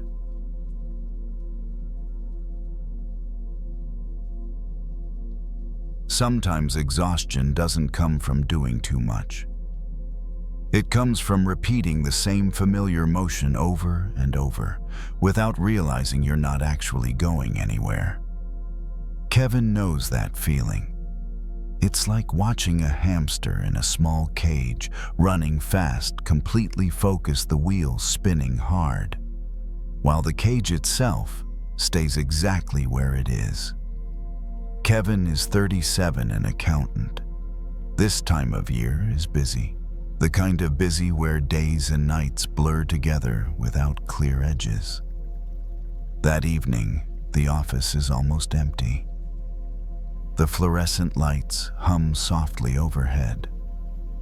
The air conditioning blows steadily colder than necessary. On his desk, a spreadsheet glows on the screen, long rows of numbers lined up neatly, as if they've never known what it means to be tired. Kevin takes a sip of cold coffee. The bitter taste makes him wince slightly. He sets the cup down and looks back at the screen. His fingers move quickly, switching tabs, dragging the mouse, scanning. One number, then another. No major errors, no problems. And still he keeps checking, as if running faster might take him somewhere else. In his head, Everything is running too. The to-do list. The tasks already finished, but still needing another review. The tasks not yet done, but already imagined ahead of time. He knows this feeling well. If he stops, something will be missed. If he stops, the wheel will stop spinning, and that would mean it isn't safe. Kevin shifts in his chair, leaning back, then forward again. The chair makes a small sound. He doesn't notice. He's used to his body speaking while his mind doesn't listen. In the corner of the room, the printer gives a soft beep and then goes quiet. There's no one there to print anything else. He suddenly realizes he's doing the same check for the third time. Not because the data has changed, just because the feeling inside him hasn't settled yet. Like the hamster that keeps running, not because there's a path, but because it doesn't know how to stand still inside the wheel. Kevin lifts a hand to his forehead. His skin feels tight. His eyes ache. But what exhausts him most isn't the number of hours worked. It's the sense of not getting anywhere. The feeling that no matter how fast he runs tomorrow, will just begin with another wheel. There's a very small moment when he stops moving the mouse. The cursor freezes. The numbers don't shift. And in that moment, nothing collapses. No alarms, no urgent emails, just the hum of the air conditioner and the steady light above. Kevin notices he's been holding his breath, not completely, just tight in the chest, like he's bracing for the next sprint. He exhales, not deeply, just enough to notice how many times he's been breathing in without ever paying attention. He looks at the spreadsheet one more time, then closes it, not because the work is finished, but because this round of running is enough for tonight. The screen shifts to the quieter desktop. The blue light softens. In his chest, a small space opens up, unfamiliar, but not frightening. Kevin stands and walks a few steps around his desk. The office carpet muffles his footsteps. He looks out the window. The city lights are still there, glowing in the night. But nothing is asking him to join in. Not every wheel needs you to run inside it. There's a truth Kevin has never really named before. Constant motion creates the feeling of control. Stopping doesn't. And that's why stopping can feel unsettling. But tonight in the empty office, he realizes something very simple. He isn't tied to this wheel. It only keeps spinning because he keeps running. He returns to his desk, gathers a few papers, and turns off the desk lamp. The room grows dimmer, softer. Kevin doesn't feel done, but he feels enough for now. If you're listening and you recognize this feeling of running endlessly in your own mind from one thought to the next, that's okay. You're not lazy. You're not failing. You're just inside a wheel that's been spinning for too long. And sometimes the only thing needed is to step out of it. Not forever, just for tonight. Kevin stands still in the office for a little while longer after turning off his desk lamp. Not because he's debating whether to keep working, but because his body is getting used to not having to lunge forward. When a movement has been repeated long enough, stopping can feel a little unsteady, like stepping onto solid ground after getting off an escalator. He puts on his jacket, turns off the monitor, then reaches up and switches off the ceiling lights. The room sinks into the dim glow from the hallway. The air conditioner keeps humming, but now it sounds farther away, like a noise that no longer needs attention. Kevin locks the door. The soft click of the lock is small, but enough to mark the end of a running cycle. The office hallway is empty. The carpet absorbs sound, softening everything. Kevin walks slowly, not because he's exhausted, but because there's no reason to rush anymore. When he reaches the parking lot, the air feels cooler. He inhales, then exhales, this time more fully. Not as an exercise, just because the breath finally has room to go somewhere. Inside the car, Kevin sits for a moment before starting the engine. His hands rest on the steering wheel. The dashboard is still dark. There's a strange but pleasant feeling, no to-do list right now. No spreadsheets, no wheel. He starts the car and drives out slowly. Streetlights form a chain of glowing circles ahead of him. Kevin doesn't turn on music, not because he wants silence, but because silence is already there. Each circle of light passes like a breath. No counting. No need to arrive sooner. A thought flickers. What about tomorrow? It appears then isn't fed. Kevin doesn't push it away. He just doesn't run after it. And without anyone driving the wheel, it slows on its own. When he gets home, Kevin takes off his shoes and sets his keys on the table. The apartment is quiet. The living room light is soft. He goes straight to the kitchen and pours a glass of water. Drinks slowly. The coolness moving down his throat feels real. Simple. It brings him back into his body, away from the familiar orbit of numbers. He sits down on the sofa. He doesn't open his laptop.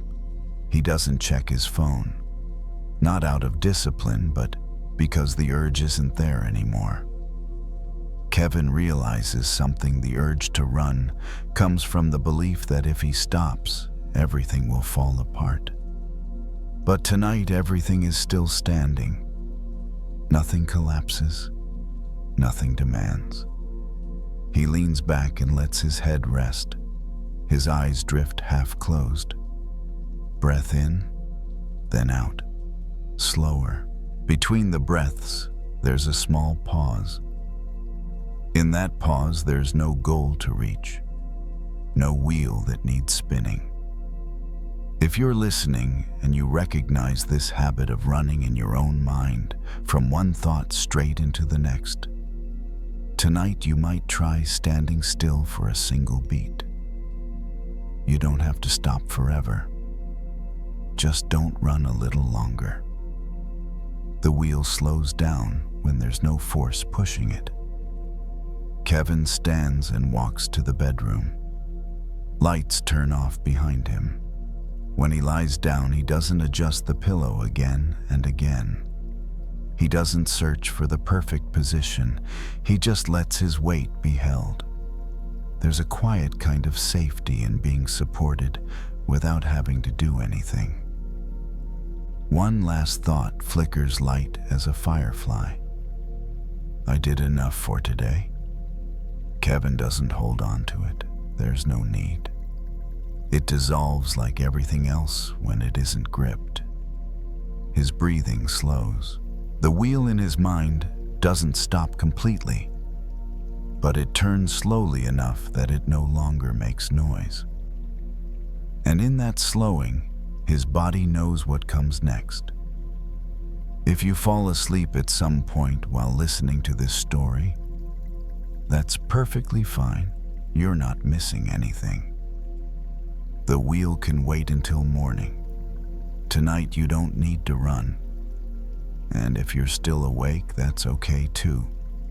Just lie still a little longer. Let the quiet widen and allow the familiar motion to pass on its own. Tonight you don't need to go anywhere. Just step out of the wheel and rest.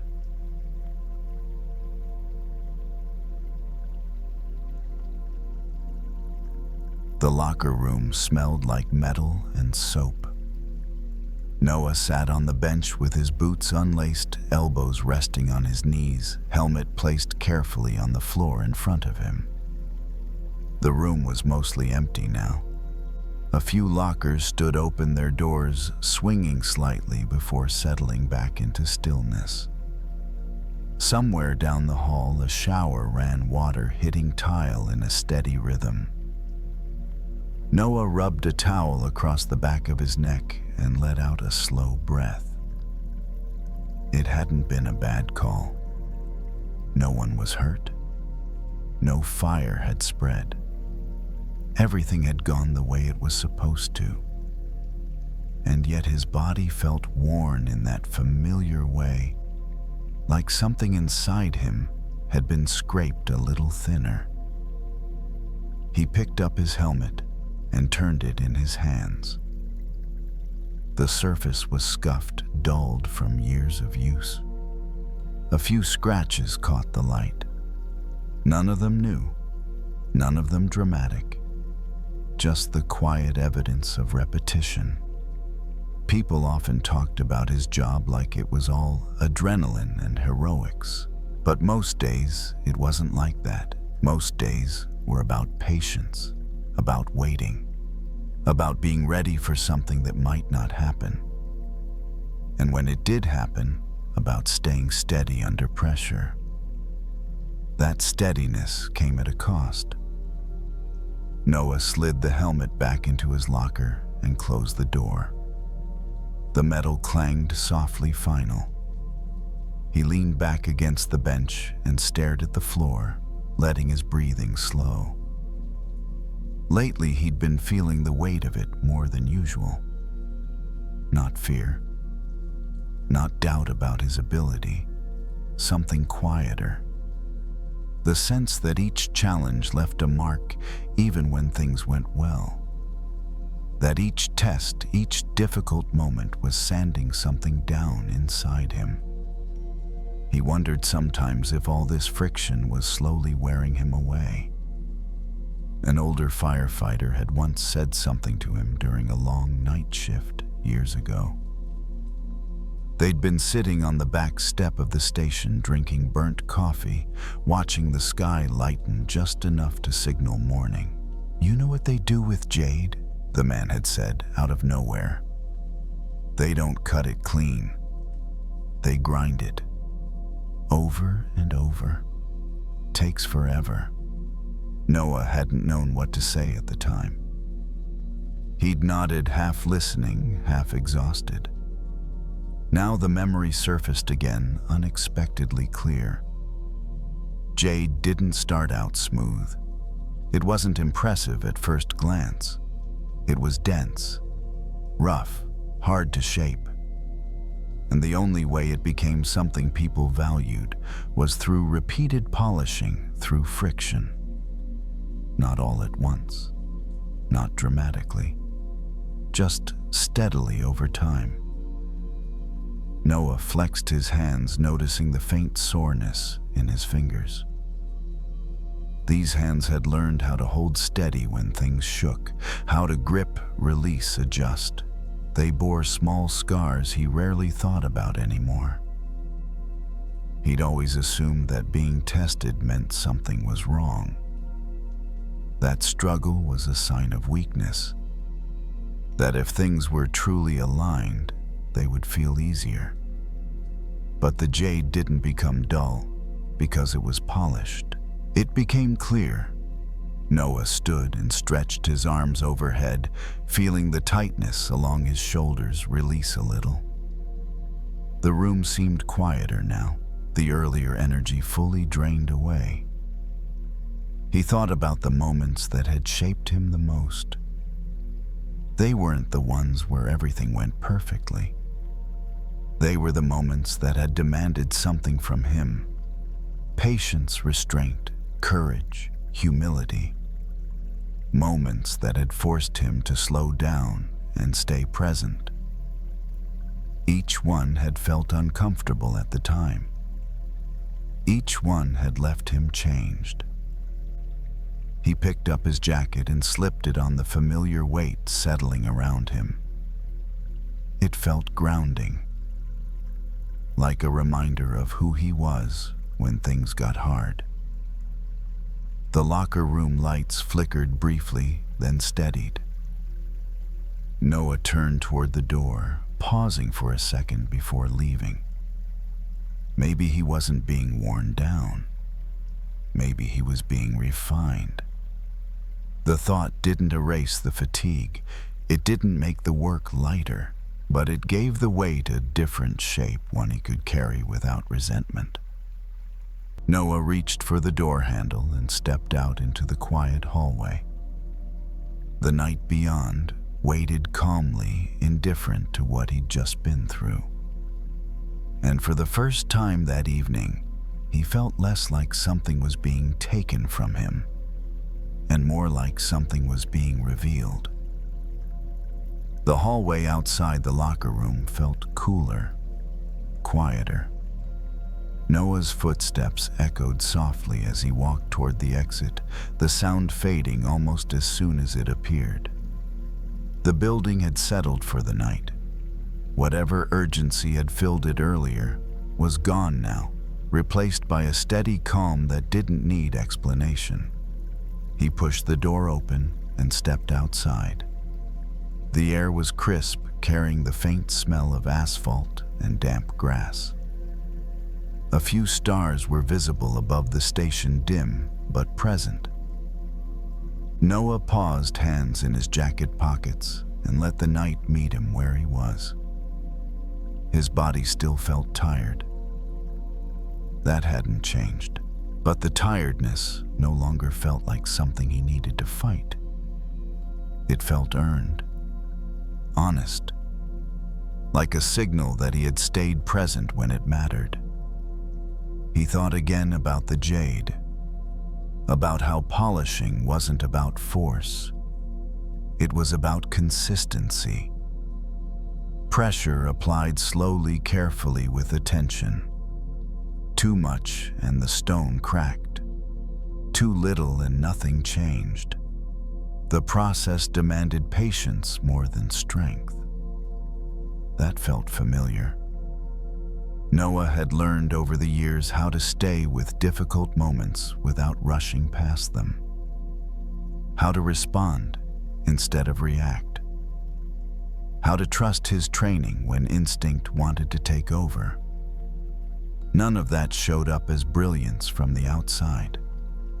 It showed up as quiet reliability. And that reliability had been shaped, not gifted.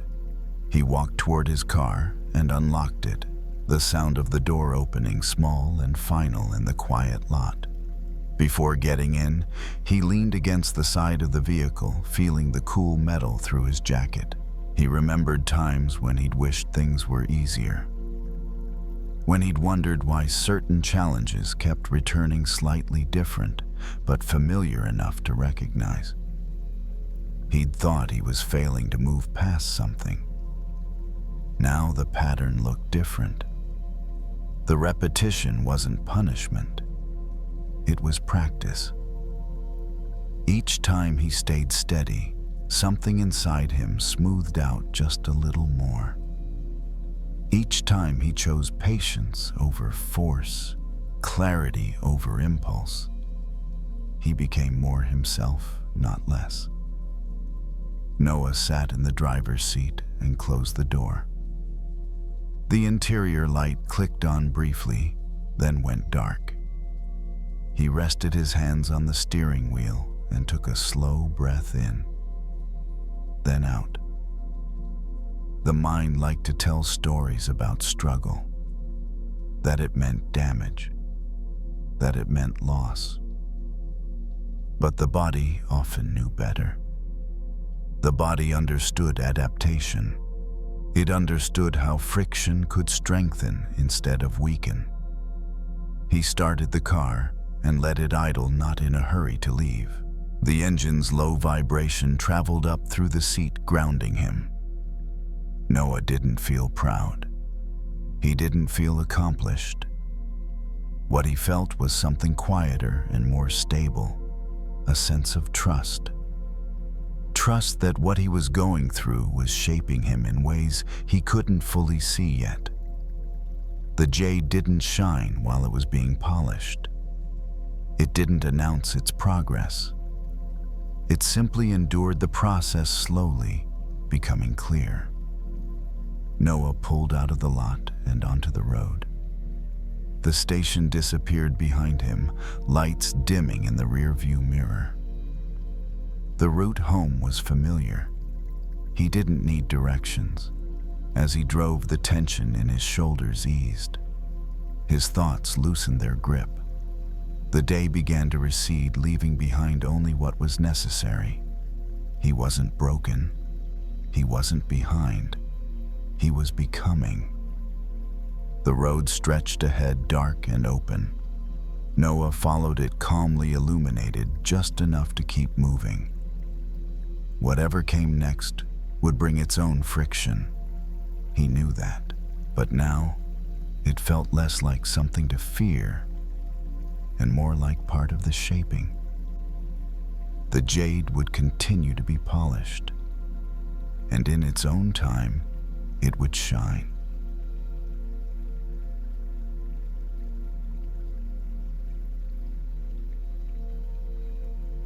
The first thing Chloe noticed wasn't the rainbow. It was the smell. That clean, washed smell that came after heavy rain. Wet pavement leaves a little bit of metal in the air. The kind of smell that made the city feel newly rinsed, like someone had turned the volume down on everything. Chloe stood under the bus stop shelter with her tote bag hooked around her wrist, watching water drip from the edge of the roof in steady little taps. The street in front of her shined under the streetlights, dark and reflective, like it had been polished. She was 22, working retail in a mall that always felt too bright and too loud. By the time her shift ended, her mind usually felt like a room full of people talking at once. Most nights, she just wanted to get home, take off her shoes, and stop thinking. Tonight, the rain had made that difficult. Not because it was dangerous, it was just a lot.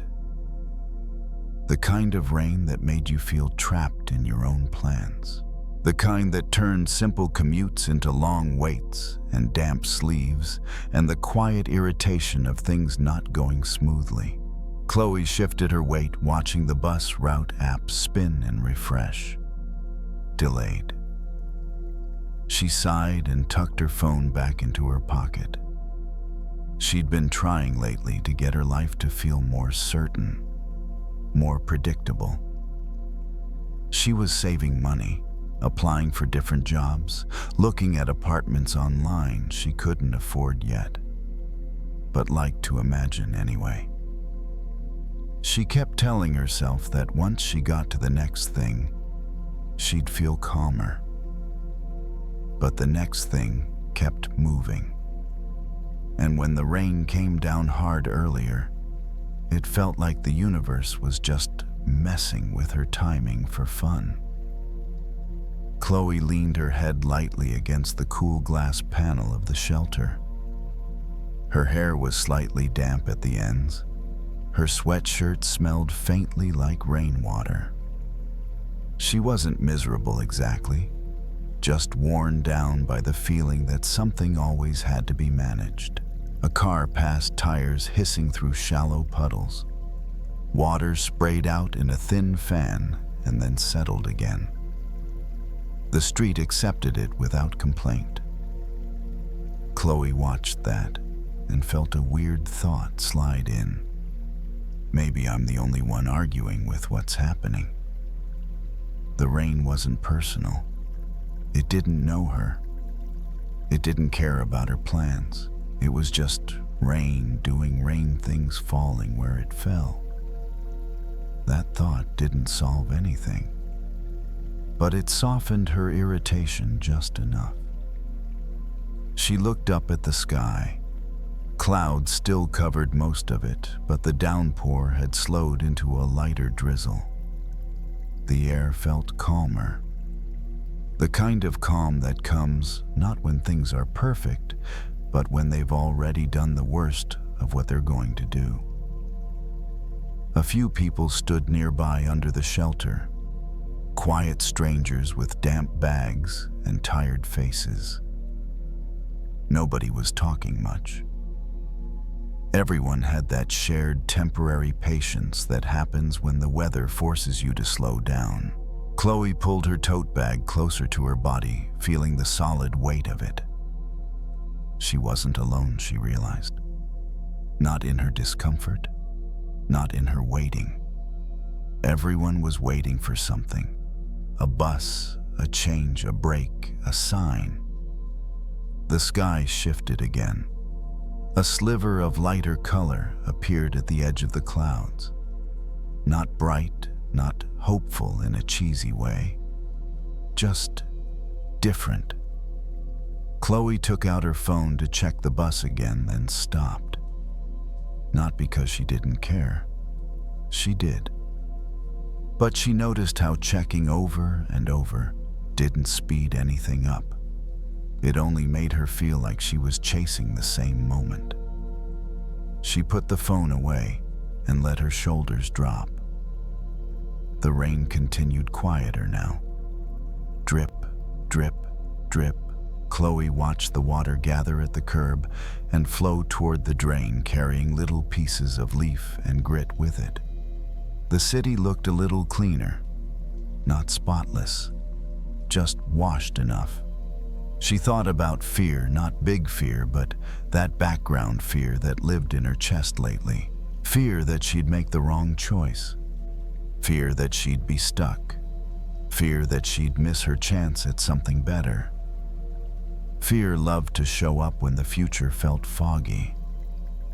But the rain had cleared the air in a way she could feel on her skin.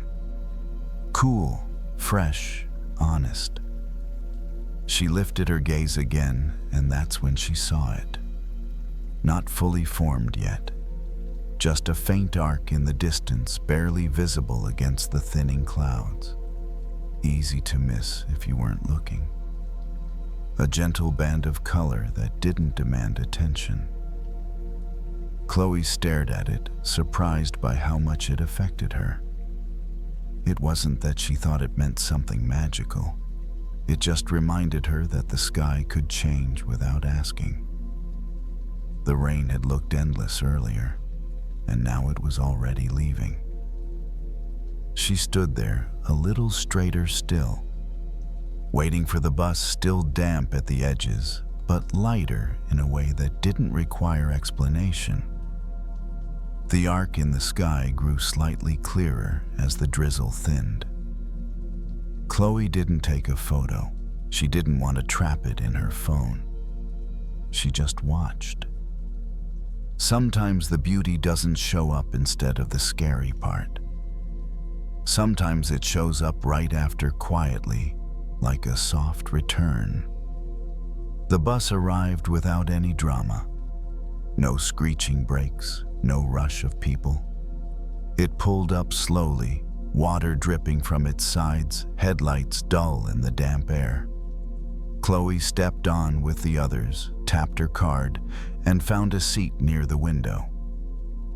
The warmth inside fogged the glass, almost immediately softening the outside world into colors and movement.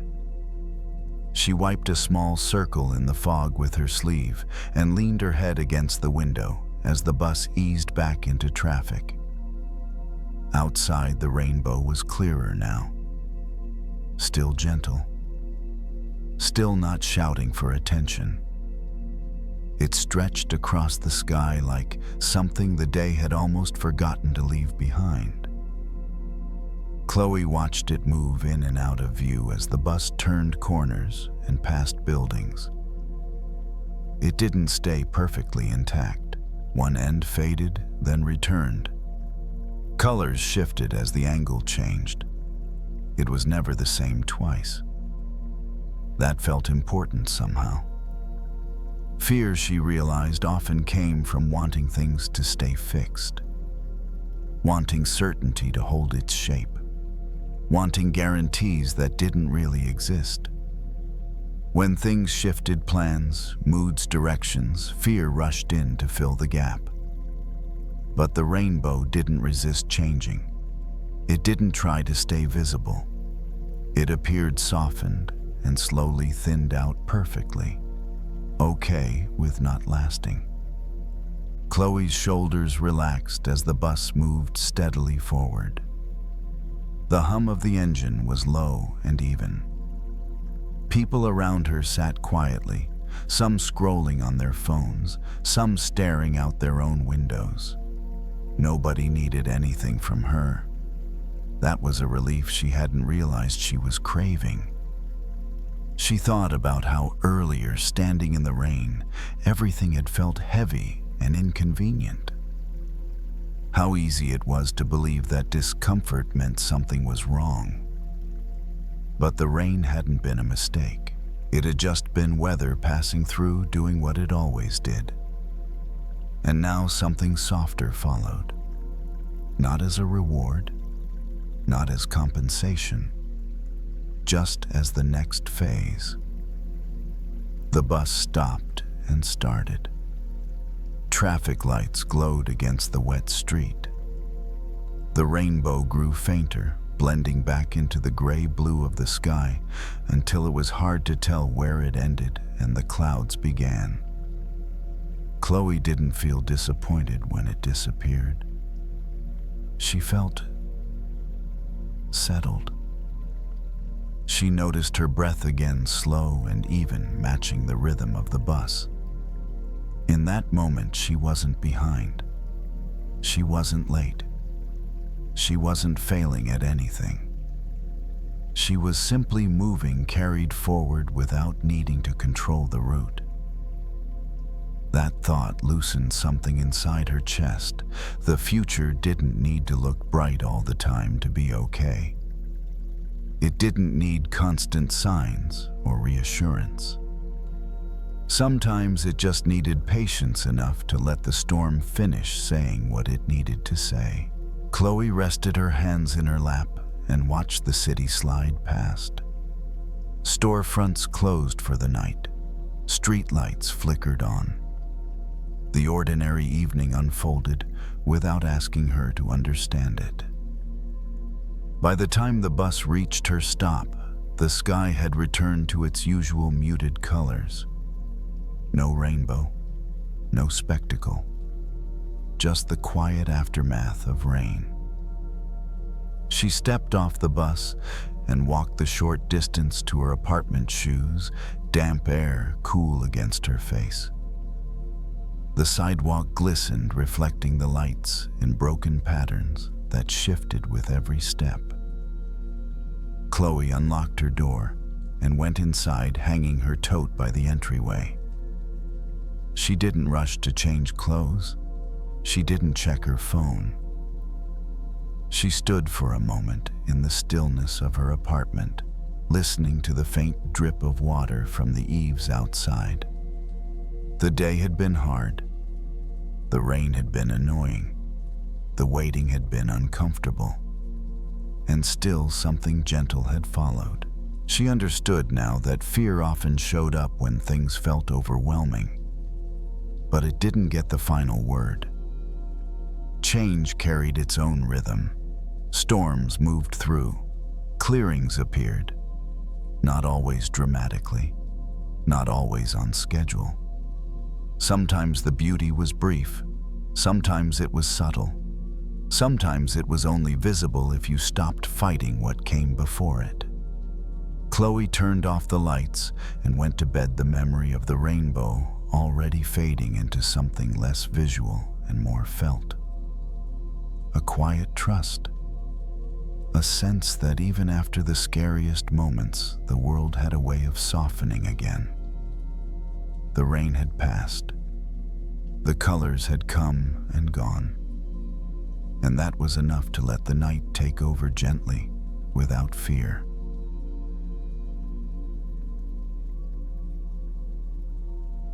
Miguel's hands smelled like garlic even after he washed them. He stood behind the restaurant in the narrow alley where the air was cooler and the noise of the kitchen faded into a distant hum. A single bulb above the back door buzzed softly, attracting nothing but a few tired moths. The night had that end-of-shift stillness, half relief, half emptiness. He turned the faucet on at the small outdoor sink and let cold water run over his fingers. The metal handle was slick. The water hit his skin hard and clear, and for a moment it felt like it cut through everything. Then the feeling came back. The heat. Not in his hands, in his chest. Miguel was 45, a line cook who'd spent most of his life moving fast in tight spaces, dodging hot pans and sharp words with the same reflex. He didn't talk much during service. There wasn't time. Communication came in quick signals, behind hot yes chef, and if something went wrong, you fixed it without turning it into a story. But tonight, someone had turned it into a story. A new guy on the line, young, cocky, loud, had made a mistake during the rush, then blamed Miguel for it. Not privately, out loud, in front of everyone. The kind of blame that sticks to you for a second, just long enough to make you feel exposed. Miguel didn't yell back. He didn't fight him on the spot. He just corrected the plate, kept moving, kept his face neutral the way he always did. It was only now in the alley that the anger finally caught up. He scrubbed his hands harder than he needed to, as if the cold water could wash off humiliation. The skin along his knuckles reddened. He didn't care.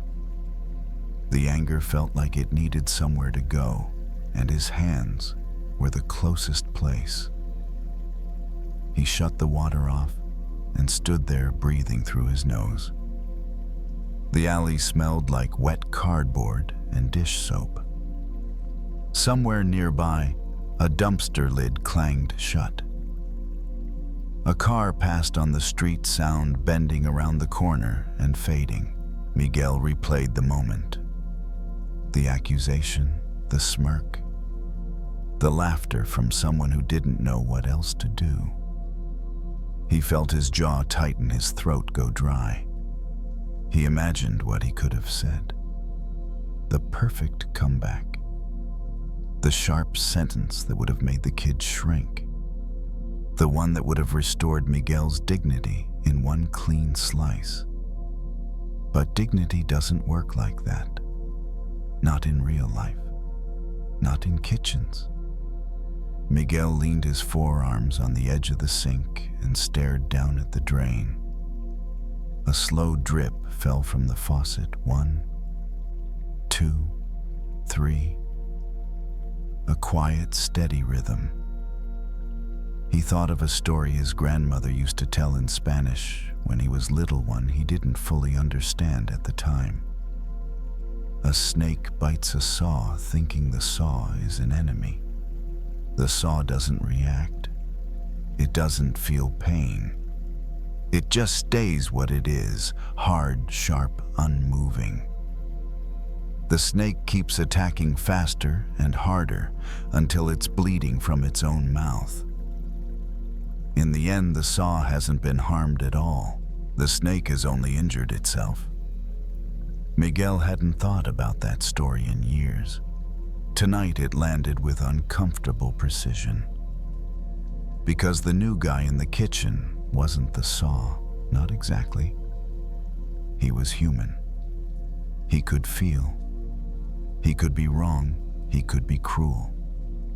But Miguel's anger, his replaying, his tightening, his imagined arguments, was biting at something that wasn't even here anymore. The moment had passed. The rush was over. The kid was probably inside laughing with someone else or scrolling his phone, not thinking about Miguel at all.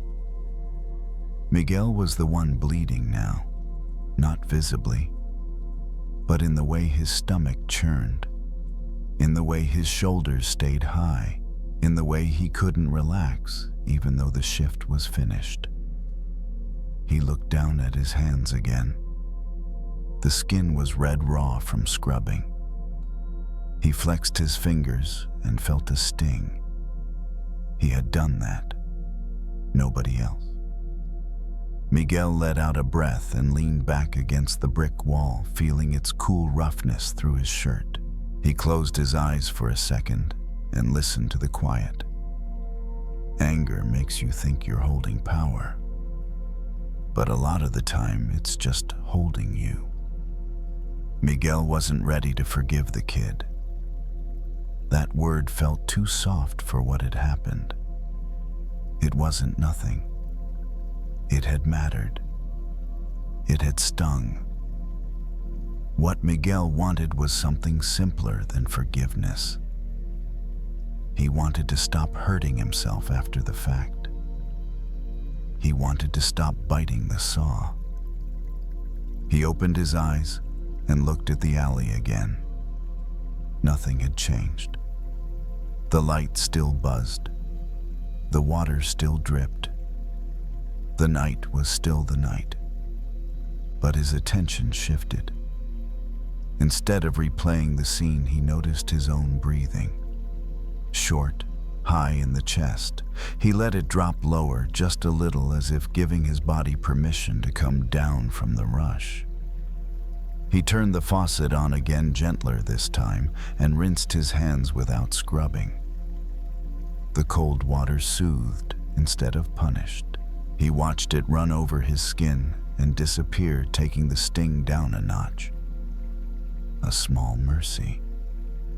Miguel dried his hands on a paper towel and threw it away. The towel hit the bin with a soft thud. He stood there, still feeling the anger, but no longer feeding it with motion. No more bites. Just stillness. Miguel locked the back door and stepped onto the sidewalk, the sound of the latch echoing once before fading. The night air felt cooler away from the kitchen vents, cleaner somehow. He walked a few blocks before reaching his car, letting the movement work the last of the rush out of his body. The anger came with him. Not sharp now, heavy, like something lodged under the ribs that made breathing feel a little shorter than usual. He drove with the window cracked open, city sounds slipping in and out, streetlights passing in a steady rhythm. At a red light, his hands tightened on the steering wheel without him noticing. His jaw followed.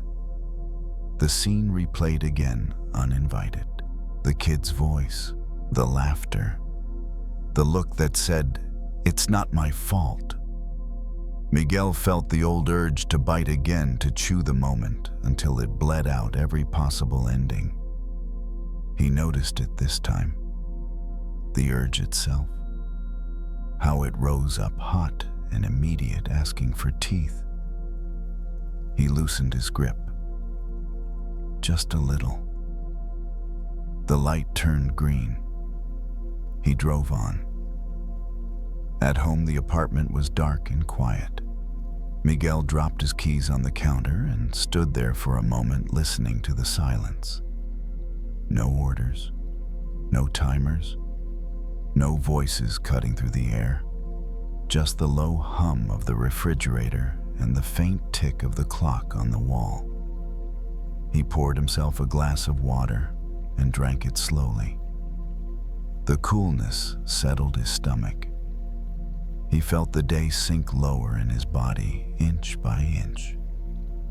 Miguel sat at the small kitchen table and rested his forearms on the wood. The surface was smooth from years of use.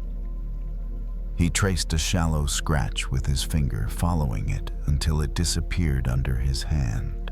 The anger hadn't vanished. It still made sense. It still had reasons. But it no longer felt urgent. Forgiveness, he realized, didn't have to mean letting the kid off the hook.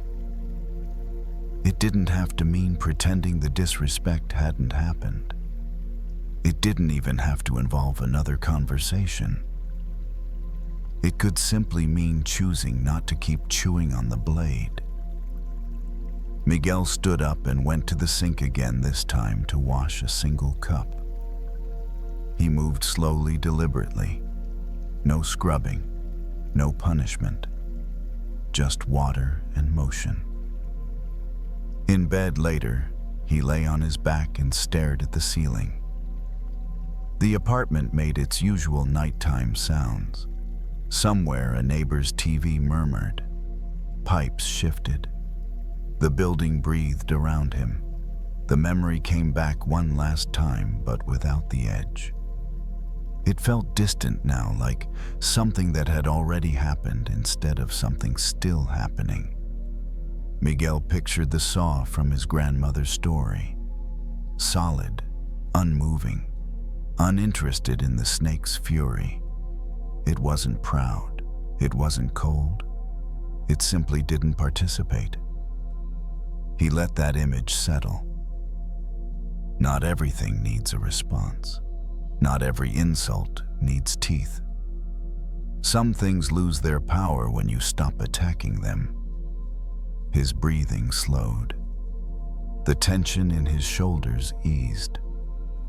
The anger, no longer sharpened by replay, softened into fatigue, the honest kind that comes at the end of a long day's work. As sleep approached, Miguel felt the quiet relief of no longer fighting something that wasn't fighting back. The saw remained what it was. The snake finally still stopped hurting itself. And in that stillness, the night took over, gentle and unremarkable, letting the body rest without one more bite.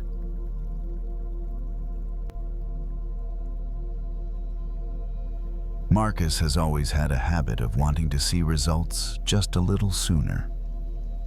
Not because he's impatient in an angry way. It's just that when you're used to routes with exact schedules, used to every stop having a clear destination, waiting without signals can make you restless. And that night, that restlessness showed up in something very small, boiling a pot of water. Marcus is 41, a delivery driver. After a late shift, he gets home when the city has already slowed down. The kitchen is quiet. The ceiling light is bright enough to see clearly, but not harsh. He sets a pot on the stove, turns on the gas, pours in the water. The water taps against the metal, then goes still. He puts the lid on like always. Just a few seconds later, Marcus lifts the lid again. The water isn't boiling. Of course it isn't. He sets the lid down, waits a moment, then lifts it again. A thin puff of steam escapes, fogging his glasses for an instant. He wipes them and exhales softly, not out of frustration, just a familiar reflex checking. He realizes he's still standing there watching the pot, as if it's responsible for something bigger. In his mind, a loop of thoughts is running at the same pace. How long until it's done? Should I be doing something else? If I don't pay attention, will I miss it? Marcus puts the lid back on. The metal settles with a soft, rounded sound. He steps back and leans against the counter. In the quiet kitchen, the sound of the gas burner becomes clearer, steady, unhurried. The pot keeps doing its job even without anyone watching. He thinks of something else in his life that's in a similar state. A decision that isn't ready. an answer that hasn't arrived. Something he wants to be finished sooner, even though he's not sure what finished would look like. And he realizes he's been lifting the lid on that situation just as often, thinking about it, checking on it, predicting outcomes, then feeling disappointed when nothing seems to have changed. Marcus steps closer and lifts the lid one more time. This time, a few small bubbles have formed at the bottom of the pot. Not boiling yet, but different. He smiles faintly and puts the lid back on. Maybe the water doesn't need him staring at it to heat up. It just needs time and heat, two things it already has. He pours himself a glass of cold water and takes a sip. The coolness pulls him out of the waiting rhythm. For a few seconds, he doesn't think about the pot at all. And when he's not thinking about it, something unexpected happens. He feels less tense. Some processes in life work the same way. When we keep lifting the lid, heat escapes. When we keep checking, energy leaks out. Not because checking is wrong, but because it happens too early too often and doesn't actually make the process move faster. Marcus stands there listening to the steady sound of the burner. The pot vibrates almost imperceptibly as the heat builds. He doesn't lift the lid again. Not out of discipline, just because there's no need. A small sense of trust settles in, the trust that some things, when left alone, will arrive in their own time. He hears the sound of the water beginning to change, no longer completely still. Something is moving beneath the surface. He doesn't look. He just listens. And in listening, he realizes he's relearning something very old that he hasn't used in a long time, waiting without tension. The water isn't fully boiling yet, but it's on its way. And this time, Marcus lets it finish the journey. Marcus stays still by the kitchen counter, no longer looking at the pot, not because he's forcing himself to turn away, but because the urge to check has softened. When his eyes leave the lid, his ears begin to notice more clearly the steady hiss of the gas, the faint sound of metal expanding, a deeper, quieter tone, like a sign that something is happening beneath the surface. He realizes something unexpected. When he's not staring, time feels easier. Not faster, just less stretched. Marcus leans against the counter, folds his arms, then lets them drop. His shoulders loosen. His breath is no longer caught in his throat. A thought passes through. What if it boils over? It appears quickly, like an old reflex, but this time it doesn't lead to action. Marcus doesn't step forward. He doesn't lift the lid. He lets the thought sit there, and then watches it dissolve on its own, like steam meeting cool air. He looks around the kitchen. Everything is familiar. A dish towel hanging slightly crooked. The cup he just used, a few drops of water still clinging inside. The warm light softens the edges of the counter and cabinets. Nothing is rushing him. There's no countdown clock. Then he hears it. Not a rolling boil yet, just a clearer, steadier bubbling sound. A more confident movement from inside the pot. Marcus smiles faintly. He doesn't need to look to know. He can hear that the water is close. Some things in life work the same way. When you stop lifting the lid over and over, you begin to notice subtler signals. Nothing loud, nothing dramatic, just the quiet sense that the process is moving forward even when you're not watching. Marcus steps closer to the stove, but he doesn't open the lid. He rests his hand on the pot handle, feeling the heat through the metal. Hot enough. Clear enough. He turns off the burner and only then lifts the lid. Steam rises, clouds the air briefly, then fades.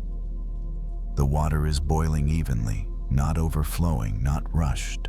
He places a tea strainer in a mug and pours the water. The stream flows smoothly without splashing. Marcus carries the cup to the small table by the window and sits down. He doesn't do anything else. The first sip of tea is warm, spreading slowly. He exhales, feeling the heat enter his body in a gentle way. There's no sense of task completed, just the feeling of right timing. And that's very different from forcing an early finish. If you're listening and you have something in your life that's still heating up an answer, a change, a result tonight, you don't need to stand guard over it. You can let the heat do its work. Let time stay in the pot. Not every process needs constant supervision. Marcus stays there a while longer. He doesn't check his phone. He doesn't think about tomorrow. He just drinks the tea while it's warm. When the cup cools, he doesn't rush to get up. Some things are best when they're not hurried. He stands, tidies the kitchen lightly. No deep cleaning, no perfect arrangement. Just enough so the morning won't ask anything of him. Then he turns off the kitchen light, leaving the room wrapped in soft darkness. In the bedroom, Marcus lies down and pulls the blanket up to his shoulders. His body knows this rhythm, the rhythm of someone who has stopped standing watch. Breath in, then out. Not extended, not shortened, just steady. One last thought flickers, maybe I don't need to keep looking for things to happen. Then it fades. There's no need to hold on to it. If you fall asleep at some point while listening to this story, that's perfectly fine. You're not missing anything. The water boiled at its own time, and sleep does the same. And if you're still awake, that's okay too. Just lie still a little longer. Let the warmth inside you settle and allow the night to finish its own process. Tonight you don't need to lift the lid again. Just let everything come to a boil on its own.